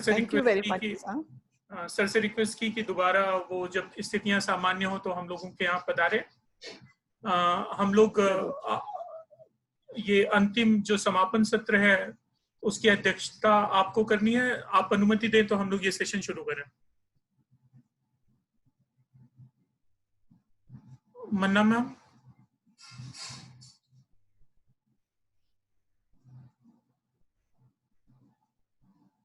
मैम आवाज जा रही है आपको? हमारे बीच डॉक्टर अनिल सिंह सर भी हैं। मैं सर से अनुरोध करूंगा कि हमसे जुड़ें। सर आवाज आ रही है आप? Doctor Anil Singh sir, doctor Anil Singh sir. हाँ हाँ, जुड़ा हूं मैं। जी सर, जी सर। अनम्यूट करिए। अनम्यूट ही है सर, आप अनम्यूट ही हैं, आपकी आवाज आ रही है सर।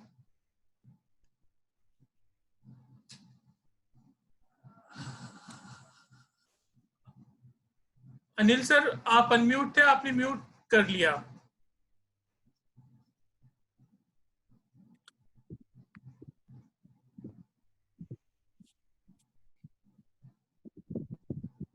अनिल सर आवाज जा रही है आपको? हाँ आ रही है, मेरी आवाज आ रही है आपको? हाँ हाँ, बस ठीक है सर, ठीक है। मन्ना मैम से मैं अनुरोध करूंगा अगर उनको मेरी आवाज आ रही हो तो। प्रिंसिपल मैम, हम लोगों के बीच में प्रयागराज से डॉक्टर मधुरानी शुक्ला जी अगर हमारे बीच उपस्थित हो तो कृपया बताएं। मधु शुक्ला मैडम।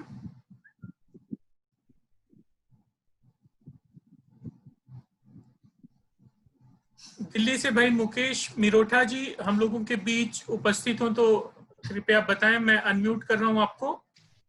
जी जी सर, मैं सुन रहा हूँ और उपस्थित हूँ।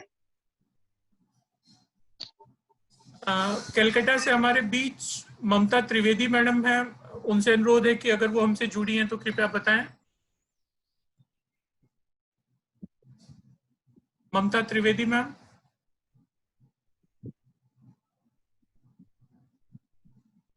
चलिए ठीक है, प्राचार्य मैम की अनुमति से मैं इस समापन सत्र की शुरुआत करता हूं। जैसा कि आप लोगों ने कार्यक्रम के शुरू में भी देखा था, उद्घाटन सत्र में डॉक्टर अनिल सिंह सर हम लोगों के बीच उपस्थित थे और उन्होंने अपने आशीर्वचन के साथ इस 2 दिवसीय वेबिनार के आयोजन की अनुमति दी थी। इस तरह का उत्साह और एक तरह का सहयोग जो हम लोगों को मुंबई विश्वविद्यालय के स्तर पर, चाहे वो विभाग प्रमुख आदरणीय डॉक्टर करुणाशंकर उपाध्याय जी हों, चाहे बोर्ड ऑफ स्टडी के चेयरमैन आदरणीय डॉक्टर अनिल सिंह सर हों, सबका मिलता रहता है और इसी का परिणाम है कि हम लोग इस तरह के आयोजन करने की हिम्मत कर पाते हैं। मैं डॉक्टर अनिल सिंह सर से अनुरोध करूंगा कि ये वो पूरे 2 दिन इस वेबिनार में उपस्थित रहे, तो इस आयोजन को लेकर और इस पूरे आयोजन में विषय का चुनाव जिस तरह से हम लोगों ने किया उसके ऊपर वे अपनी बात रखें। आदरणीय डॉक्टर अनिल सिंह सर। धन्यवाद मनीष। आ रही मेरी आवाज? हाँ सर, हाँ सर। धन्यवाद आपको।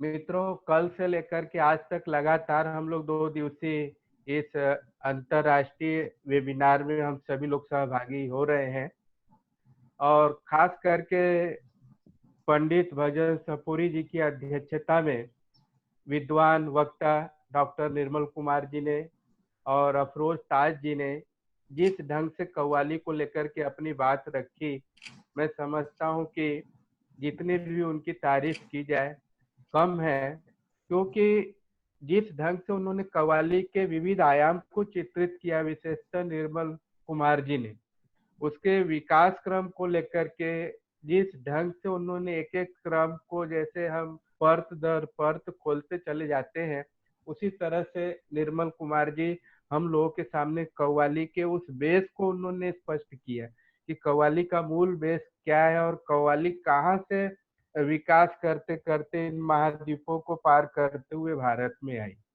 और इसके बाद आपने देखा कि अफरोज जी रात के 1:30 बजे तक, ऐसा कौन सा विद्वान होगा जो कि दूसरे के कार्यक्रम के लिए अपनी नींद खराब करके जो है ऐसे विषय पर अपनी बात रखेगा।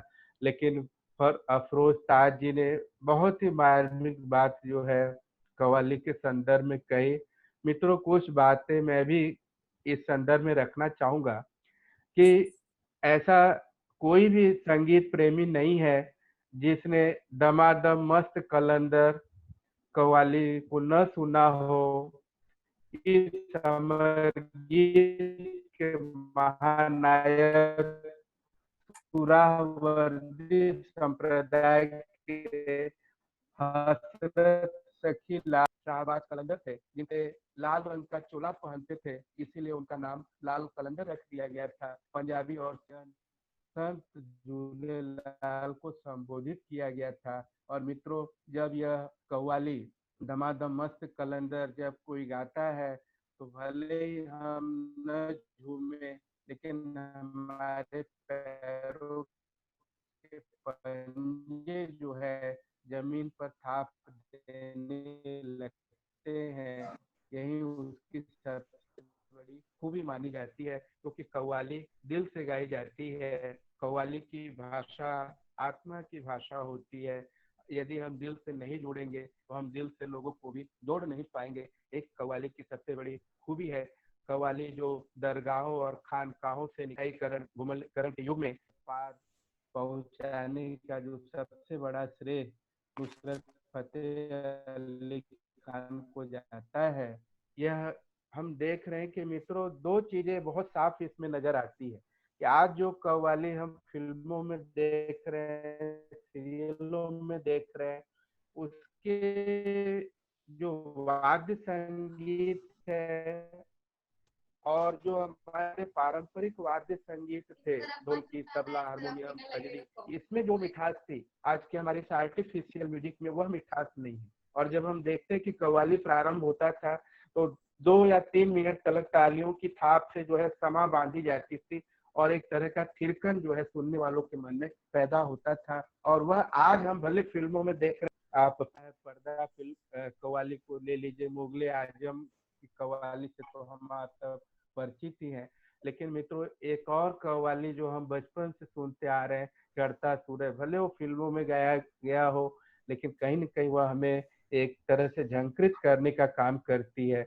एक तरह से हमारे भीतर जो है वह झंझनाहट पैदा करने का काम करती है। मैं बहुत ज्यादा समय नहीं लूंगा।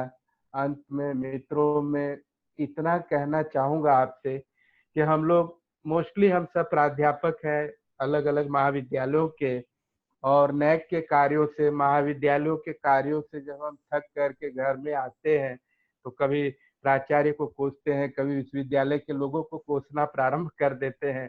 तो ऐसे में मैं समझता हूँ कि यदि हम एक कव्वाली भी अगर रोज सुन ले तो हमारी सब थकावट दूर हो जाएगी और हम फिर से रिफ्रेश हो जाएंगे। मैं कुछ कव्वालियों का भी जिक्र नाम मात्र के लिए करना चाहूंगा कि इन कव्वालियों को आपने सुना होगा तो बहुत अच्छी बात है, और अगर नहीं सुना होगा तो जरूर आप इसे सुनिएगा और फिर आप महसूस करिए कि आप किस तरह की फीलिंग महसूस करते हैं।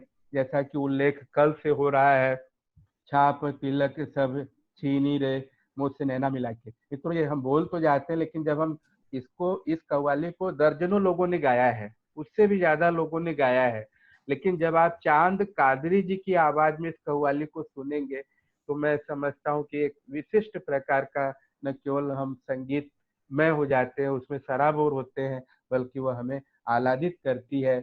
इसी तरह भर दो झोली मेरी सरकार मदीना कव्वाली भी आप जरूर सुन लीजिएगा, क्योंकि आज हम कोरोना के जिस माहौल से गुजर रहे हैं मित्रों, कुछ उसकी फीलिंग हमें इसी कव्वाली में देखने को मिलती है। इस कव्वाली के अंत में कव्वाल कहता है, हम तो रंजो मुसीबत के मारे हुए, हम तो रंजो मुसीबत के मारे हुए, तख्त मुश्किल है गम से हारे हुए। आज आप देख रहे हैं कि चारों तरफ जो कोरोना का माहौल फैला हुआ है, हम घर में भी रह करके एक दूसरे से कटे हुए हैं। जो हमारे बीच में प्रेम भाव था वह धीरे धीरे समाप्त होता जा रहा है। और ऐसे में सूफी संतों ने, सूफी संगीत ने, कव्वाली ने दिलों को तोड़ने का नहीं, दिलों को जोड़ने का काम किया है। और मैं समझता हूँ कि इस तरह का आयोजन करना भी अपने आप में एक उल्लेखनीय कार्य है। मित्रों, कव्वाली संगीत का सुरमा भी है, मजमुआ भी है, बेला भी है, ऊद भी है, चंपा भी है, मोगरा भी है और मित्रों गुलाब भी है। इतना भी कव्वाली के संदर्भ में कहा जाए, इन 2 दिनों में हर विद्वान ने अपने अपने ढंग से, डॉक्टर सतीश पांडे सर हो, डॉक्टर करुणा शंकर उपाध्याय जी हो, पंडित भजन सपूरी जी हो, निर्मल कुमार जी हो, अफरोज ताज जी हो, और देश के कोने कोने से आए विद्वानों ने जितने पेपर प्रस्तुत किए, सब मेहनत और परिश्रम के द्वारा तैयार किया हुआ पेपर था।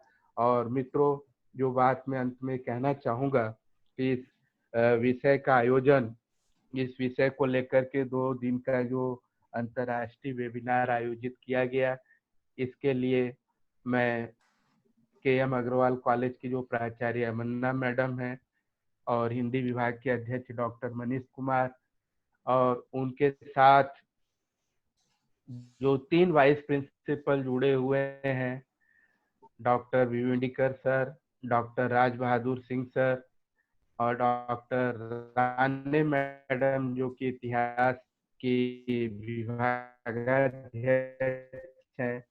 आप देख रहे हैं कि वाणिज्य भी जुड़ा हुआ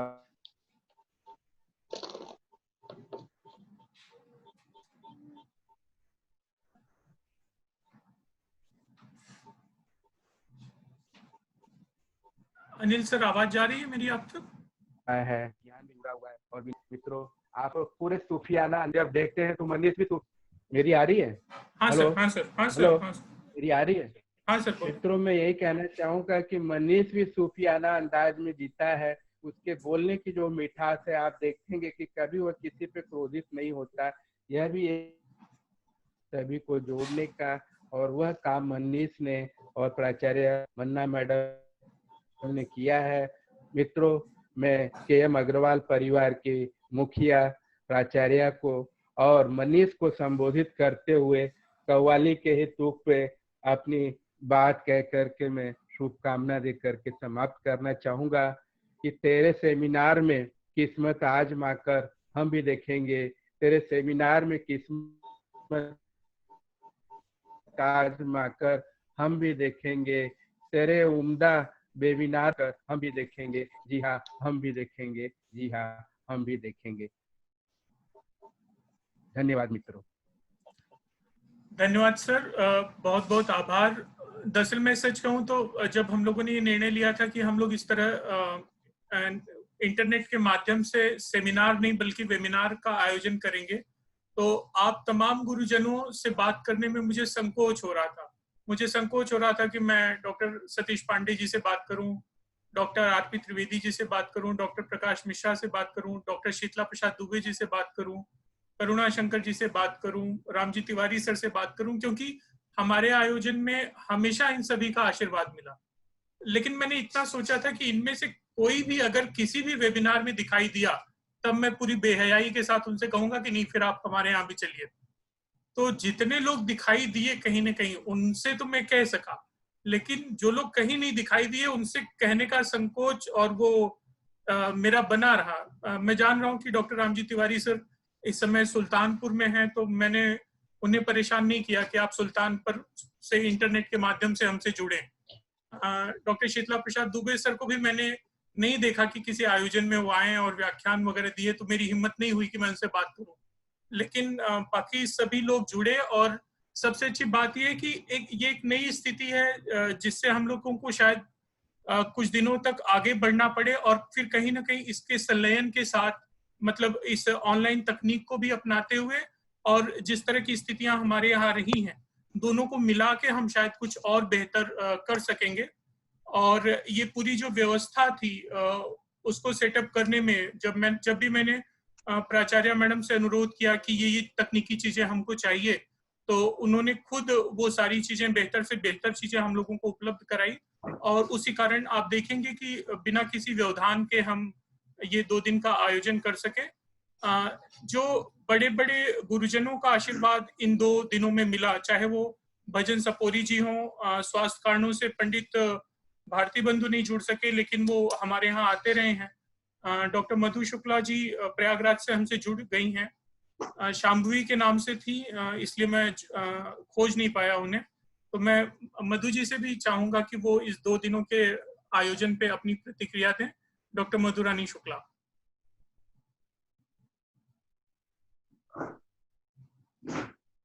हेलो, हाँ आवाज आ रही है? हाँ जी, हाँ जी। नमस्कार। सबसे पहले तो मैं मनीष को और KM Agarwal college, Anita ma'am, Anil sir, सभी कॉलेज के लोगों को बधाई देती हूँ कि इतनी खूबसूरती से आपने इस टेंशन के माहौल में भी एक उसको रोचक, ज्ञानवर्धक और सरस बना दिया।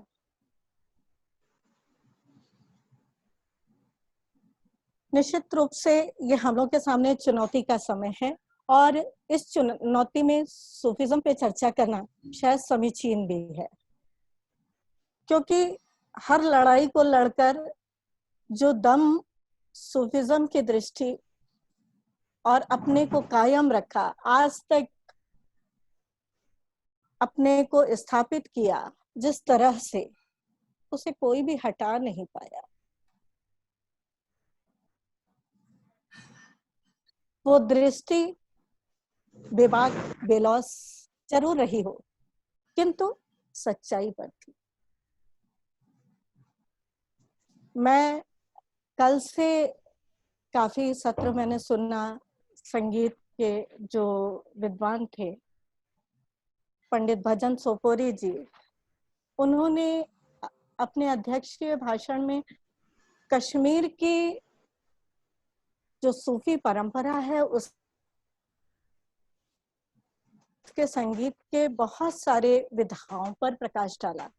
और आपने देखा कि किस तरह से उनकी पूरी जीवन शैली ही सूफिज्म का एक प्रत्यक्ष उदाहरण है। वो उसी तरह से मंदिर जाते हैं, उसी तरह से मस्जिद जाते हैं, उसी तरह से गुरुद्वारा में जाते हैं, और प्रयाग आते हैं तो उसी तरह से वो संगम में स्नान भी करते हैं। तो एक अलग दृष्टि है। और संगीत तो वैसे भी सर्वधर्म समन्वय की जगह है, वहां पे इस तरह का भेद है ही नहीं। तो जो सूफिज्म की दृष्टि है वो भारतीय चिंतन परंपरा में तो शुरू से ही रही है। हमारी शैव शाक्त परंपरा वैदिक काल से वैदिक और लौकिक दो परंपराओं के मध्य व्याप्त रही है, और उन्हीं का मिला जुला थोड़ा अपने देश का अरबी ईरानी ये सारा प्रभाव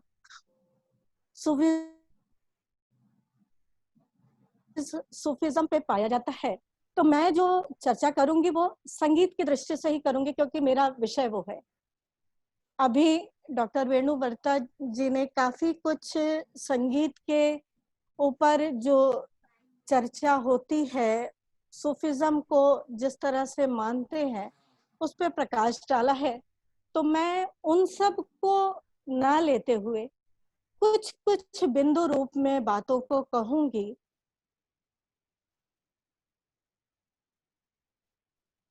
साकार से निराकार ब्रह्म की उपासना भारतीय संगीत का एक चरणबद्ध परंपरा रही है।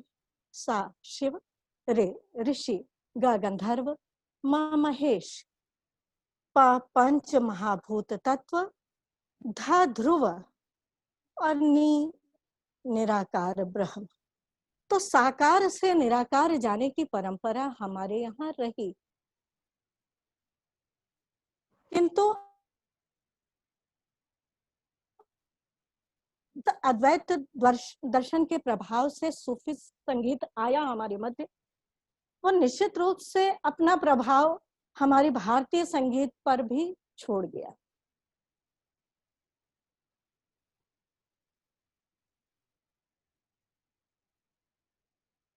उन्होंने, जब हम अध्यात्म अनुप्रेरित संगीत की बात करते हैं तो हम एक ईश्वर की परिकल्पना करते हैं और बहुत ही शाश्वत स्वरूप में उसके दर्शन करते हैं। किंतु जब सूफी संगीत की बात आती है तो सूफी संगीत वो शाश्वत स्वरूप में है, वो निराकार ब्रह्म की तरफ है। किंतु उसको एक शेर के माध्यम से मैं कहना चाहूंगी कि बुत में भी तेरा यारब जलवा नजर आता है, बुत खाने के पर्दे में काबा नजर आता है, माशूक के रुतबे को महशर से कोई देखे, अल्लाह भी मजनू को लैला नजर आता है। तो दृष्टि थोड़ी बदल गई। प्रेम हम भी करते थे, संगीत के द्वारा ईश्वर से प्रेम हम भी करते थे, किंतु आशिक और माशूक की तरह नहीं, वो परंपरा बाद में मैं बताऊंगी कि वो भी हमारी धार्मिक संगीत परंपरा में भी आई, किंतु पहले एक सात्विक भाव से, एक पूजा आराधना की दृष्टि से संगीत को देखा गया, क्योंकि राग ध्यान की परंपरा हमारे यहाँ रही।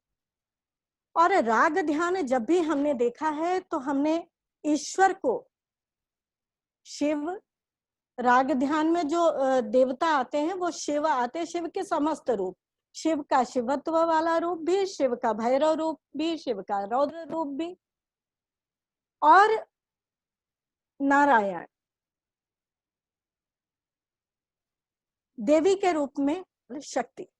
तो वहां पे दृष्टि अलग है, क्योंकि देवताओं की बात है, हम उनको पूज्य मानते हैं, तो हमारी दृष्टि वो चली। और उसी को लेकर संगीत भी, जो ध्रुपद संगीत है वो पूरी तरह से उस ईश्वर की आराधना के लिए निमित्त गाया जाने वाला संगीत है। जो सूफीज्म का प्रभाव आया वो ध्रुपद शैली के भी एक प्रकार पर आया। ध्रुपद परंपरा में एक सादरा शैली का गान होता है। सादरा शैली, ध्रुपद को हमेशा मंदिरों का संगीत माना गया है। जो अष्टयाम जो सेवा होती है हवेली परंपरा में, वो ध्रुपद शैली में ही होती है। तो वो जो एक मंच की परंपरा आई सूफिज्म के प्रभाव से, वहां पर उस ईश्वर को थोड़ा सा दूसरे नजरिए से देखा गया, और वहां पर उन्होंने अपने प्रयोग भी किए। जैसे कि ध्रुपद में खुले बोलों के ताल होते थे, चौताल, सूलताल, इस तरह के बोलों के ताल होते थे, और यहाँ पर उन्होंने झप ताल का प्रयोग किया और सादरा एक शैली बनाई। दीन और दुनिया को देखा पलक माही ऐसे रचे पीरा। ये जो पीर की परंपरा, औलिया की परंपरा, ये सब ध्रुपद के काल से ही चली आ रही है। और वो जो राग ध्यान की बात मैंने की, ध्यान तो हमारे संगीत में होता रहा, और वही ध्यान की परंपरा को उन्होंने अमीर खुसरो को सबसे ज्यादा संगीत में बदलाव जो शास्त्रीय विधाओं में लाया, वो अमीर खुसरो के उससे। और मगर एक चीज को मैं स्पष्ट कर देना चाहूंगी कि अमीर खुसरो कतई इस विधाओं के आविष्कारक नहीं है, वो इसके प्रचारक हैं। इसको फिर से उन्नति की ओर बढ़ाया, जो चीजें अगर वो भारतीय चिंतन में थी, भारतीय परंपरा में थी, आप प्रबंध के भेदोपभेद अगर देखेंगे तो ये सारे प्रकार उसमें प्राप्त होते हैं, किंतु छुपे हुए। उन परंपराओं को बाहर लाने का जो ख्याल शैली है, ख्याल यानी कल्पना, ध्यान यानी किसी की कल्पना, तो हम ईश्वर की कल्पना करें या किसी राग रागिनी के द्वारा नायक और नायिका की कल्पना करें, वो दृष्टि आई। और इसीलिए बहुत सारे ख्याल के पद जो है वो सूफी परंपरा से आए हैं। तू है मोहम्मद शाह दरबार निजामुद्दीन सुजान, तू है मोहम्मद शाह दर। मेरी आवाज आ रही है? बैटरी लो का साइन आ रहा है।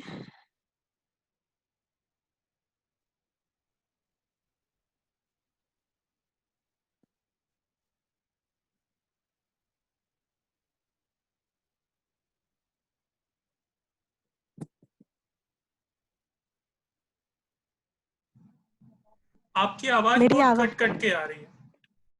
हाँ, ये चार्जर लगा दो।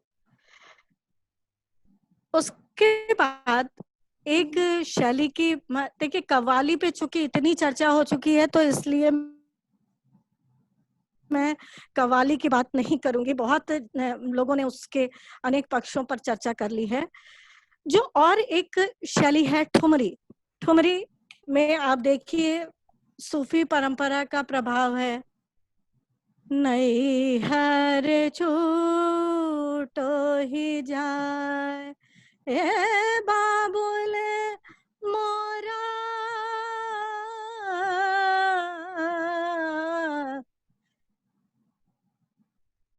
नई हर छूटो ही जाए। एक और शैली तराना। तराना अमीर खुसरो की देन कही जाती है। देन ऐसे मानी जा सकती है। मनीष, आवाज आ रही है? आवाज डिस्टर्ब है मौसी, आवाज बहुत कट कट के आ रही है, रियल साउंड नहीं कनेक्ट हो पा रहा है।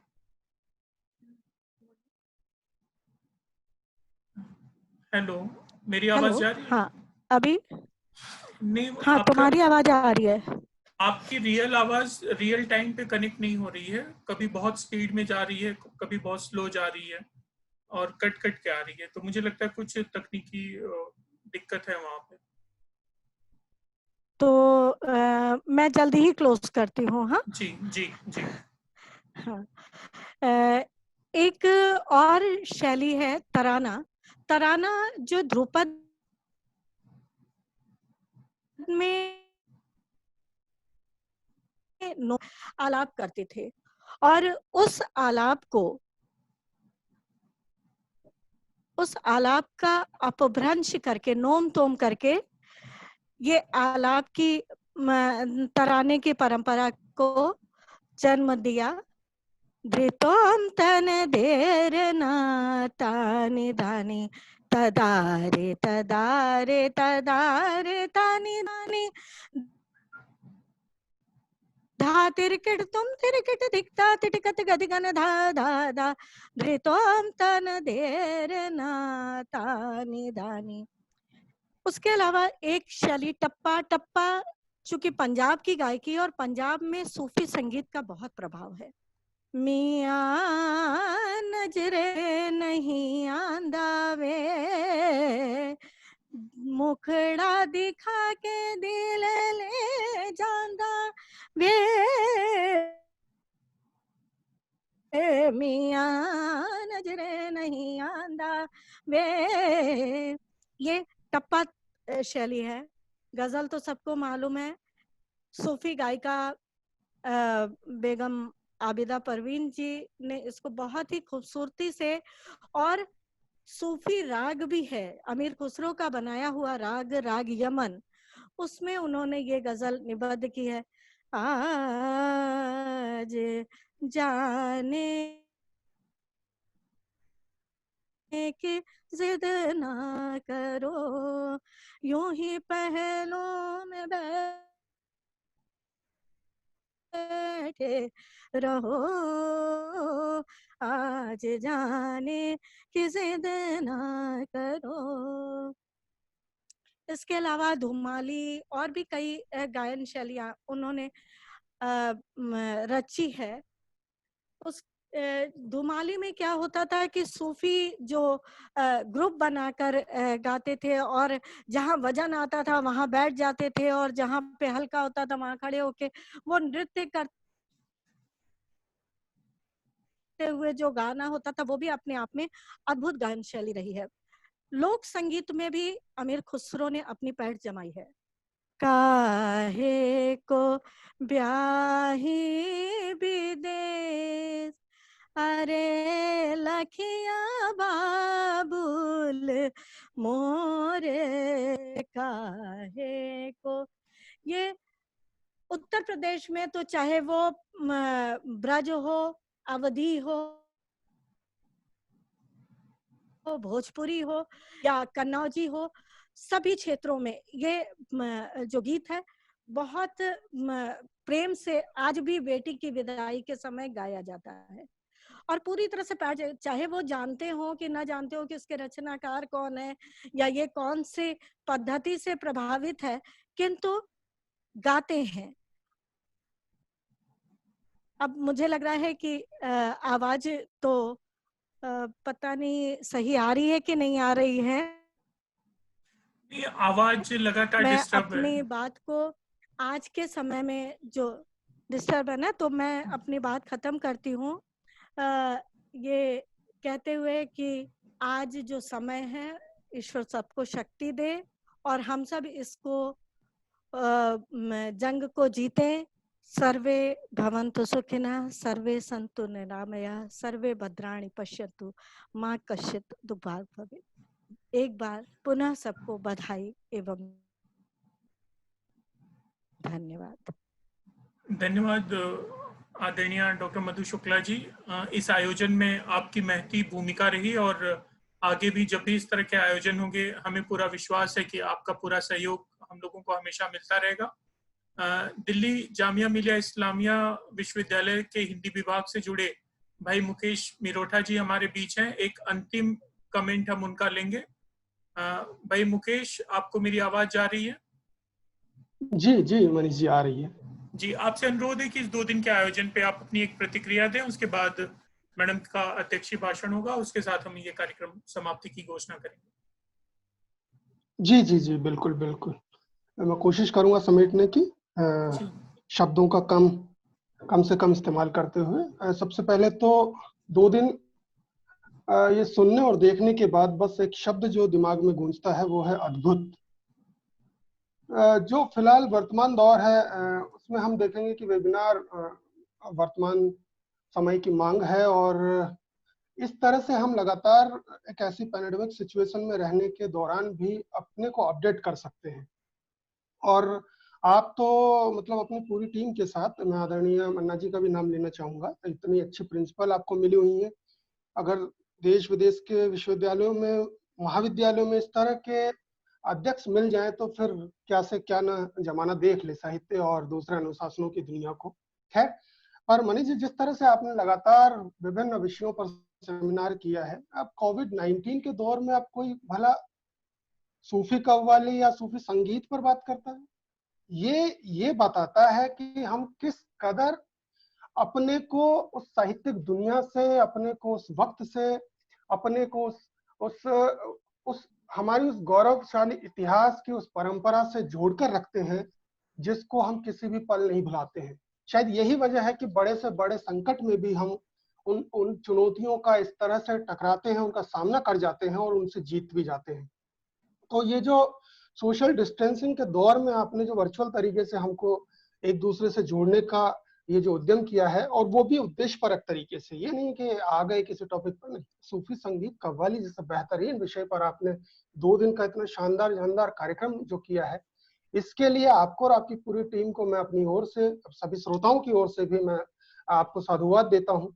और चूंकि कई आयाम हमारे सामने आ चुके हैं इसलिए उन पर बोलना ठीक नहीं है, लेकिन बस ये जो आपकी कार्यकुशलता है, आपकी जो टीम है, जो कुशलता पूर्वक जो संयोजन करने वाली टीम है, इन सब को ध्यान में रखते हुए बस सूफी संगीत और कव्वाली जिस तरह से हमारे मन को मोह लेते हैं, इस कार्यक्रम ने भी यकीनन हम सबके मन को मोहा है। इसलिए मैं ये सफल भी इस वेबिनार को कहूंगा और ये साथ ही साथ सार्थक भी है।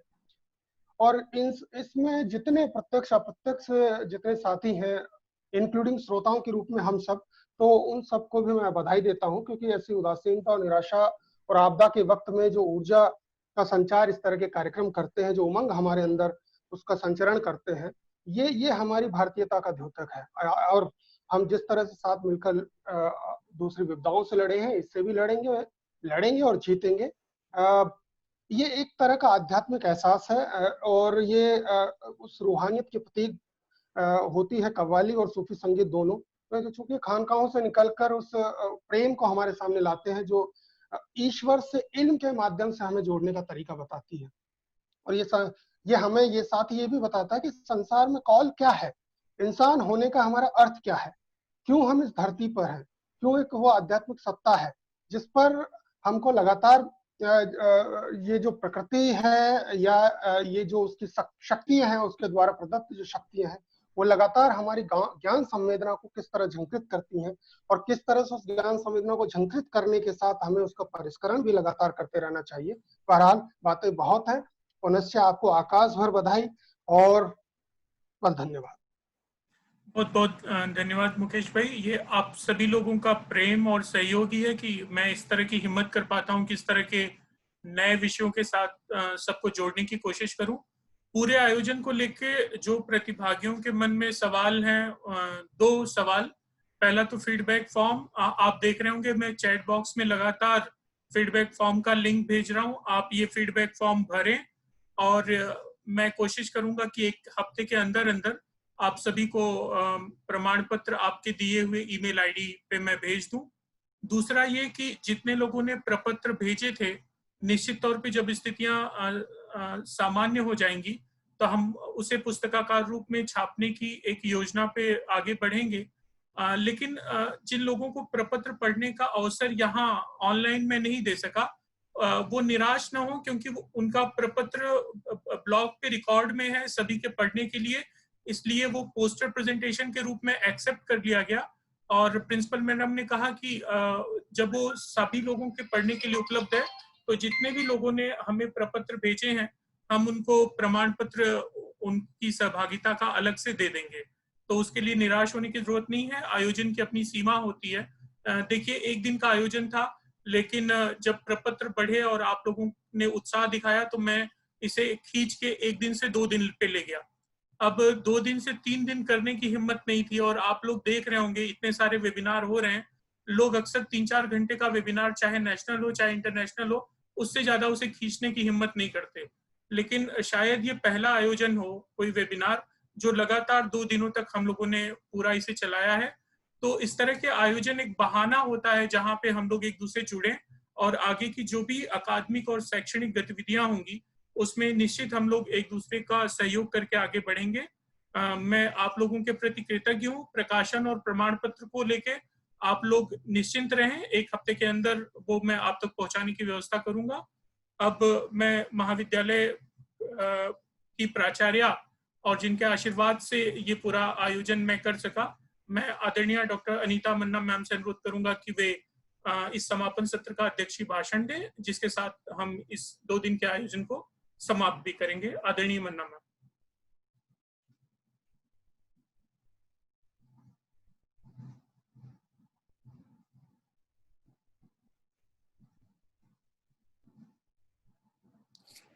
Good evening everyone. मेरी आवाज आ रही है मनीष? हाँ मैम। हेलो। हाँ मैम, प्लीज बोलिए। हाँ, so now we are in the fag end of our webinar, 2-day webinar, that is the culture of Sufism and Qawwalis in Indian subcontinent. First of all, I am thankful to each and every person and participants who have contributed a lot to make this webinar successful. Really, what Manish said, that is absolutely true, that we were thinking to go for only 1 day, but because of the blessings of you people, you have shown your positive responses and we have extended for 2 days. And we are really thankful to the Nirmal Kumarji. He has explained yesterday what is Sufism and what is Qawwalis in a very ground level. Since I am from the commerce faculty, I don't know anything about that, but even then I have learned so many things from this. Even I'm thankful to Sapori ji also, and he has explained the things by his own way, that he is associated with music and all. He has explained that Qawwalis and Sufism in that manner. I am also thankful to the Afroz Taz ji and all the guests like your Ravi Vethi ji, Anil Singh ji. Everyone has contributed to make this webinar successful. And the presenter has also chosen their topic in such a manner that that is linked with the Sufism, like your music, like your one participant talk about the woman, then love, then affection, everything. So really, I'm thankful. Initially, when Manish told me about that, we have to start, we have to conduct webinar on this Sufism and the Qawwalis. That time I was little bit surprised, because he always gives me surprises by taking the topics like in the last time he took that regional films, and before in the first he talked about the blogging. That time the blogging was very unknown, it was not popular. Then he said, madam, we will start seminar on blogging. I said, what is blogging? So then he explained me, and that was very successful. And this time also the Sufism, and very true, sir, you said that in this COVID period, we are taking this type of things, because the people are generally took such type of topics which is very allied, which is very currently using that. So we said, okay, we will see that because this is a challenge for me also, for the Manish also, but Manish was a little bit confident about that. Yes, we can, madam, successfully we can do that. I said, okay, you go ahead, I am behind you. So I am really thankful to each and every participants to make this webinar successful. And it is why I am confident, because my management is also with me. They are keeping faith on me and our team, my vice principals, my coordinators, every whole team, they are with me. That is what I am very confident. Yes, any type of things, what we can conduct, definitely the people will give the responses. And now you have shown your positive responses, and 250 papers we have received, 250 responses we have received. And every day I am watching that not less than 150 participants are attending this webinar. So last but not least, I'm really thankful to Manish, who have taken this topic as a webinar topic. And thank you, Manish. And I'm also thankful to the Madhu Shukla madam also, because of her only we got very good resource person also. So last, I'm thankful to each and every participant. Thank you very much. बहुत बहुत आभार ma'am. सभी प्रतिभागियों का एक बार पुनः मैं महाविद्यालय परिवार की तरफ से आभार व्यक्त करता हूँ। फीडबैक फॉर्म आप देख रहे होंगे साइड में, मैंने लगातार भेजा है, आप उसे भर दें और एक हफ्ते के अंदर आपका पार्टिसिपेशन सर्टिफिकेट, और जिन्होंने पत्र भेजा है उनको प्रपत्र प्रस्तुति का प्रमाण पत्र मैं भिजवाने की कोशिश करूंगा। और भविष्य में जब भी इस तरह के आयोजन होंगे तो आपकी पूरी जानकारी डेटा शीट के माध्यम से हमारे पास है। तो निश्चित तौर पे इस तरह के आयोजनों से हम जुड़ते रहेंगे। जिन साथियों को मैं इस 2 दिन के आयोजन में अवसर नहीं दे पाया, उनसे क्षमा मांगता हूं, क्योंकि कार्यक्रम की गरिमा के साथ साथ एक सीमा भी होती है, तो उसका भी हमें ख्याल रखना था। जितने भी लोगों के आलेख आए हैं, निश्चित तौर पे हम उनके प्रकाशन की योजना पे बाद में काम करेंगे। जिन लोगों ने अभी आलेख लिख रहे हैं या 2-4 दिन में उनके आलेख पूरे हो जाएंगे, वो उसी ईमेल आईडी पे अपना आलेख भेज दें। हम उसके बारे में स्थितियां सामान्य होने के बाद आप लोगों से व्यक्तिगत तौर पे मैं उस बारे में बात करूंगा। महाविद्यालय परिवार का, हमारे प्रबंधन समिति का, सभी गुरुजनों का, सभी हमारे वाइस प्रिंसिपल और हाँ तकनीकी सहयोग भाई सुभाष और विजय वास्तवा जी, और आप सभी के प्रति आभार व्यक्त करते हुए मैं महाविद्यालय की प्राचार्य की अनुमति से इस 2 दिन के आयोजन की समाप्ति की घोषणा करता हूं। आप सभी के प्रति बहुत बहुत आभार, धन्यवाद।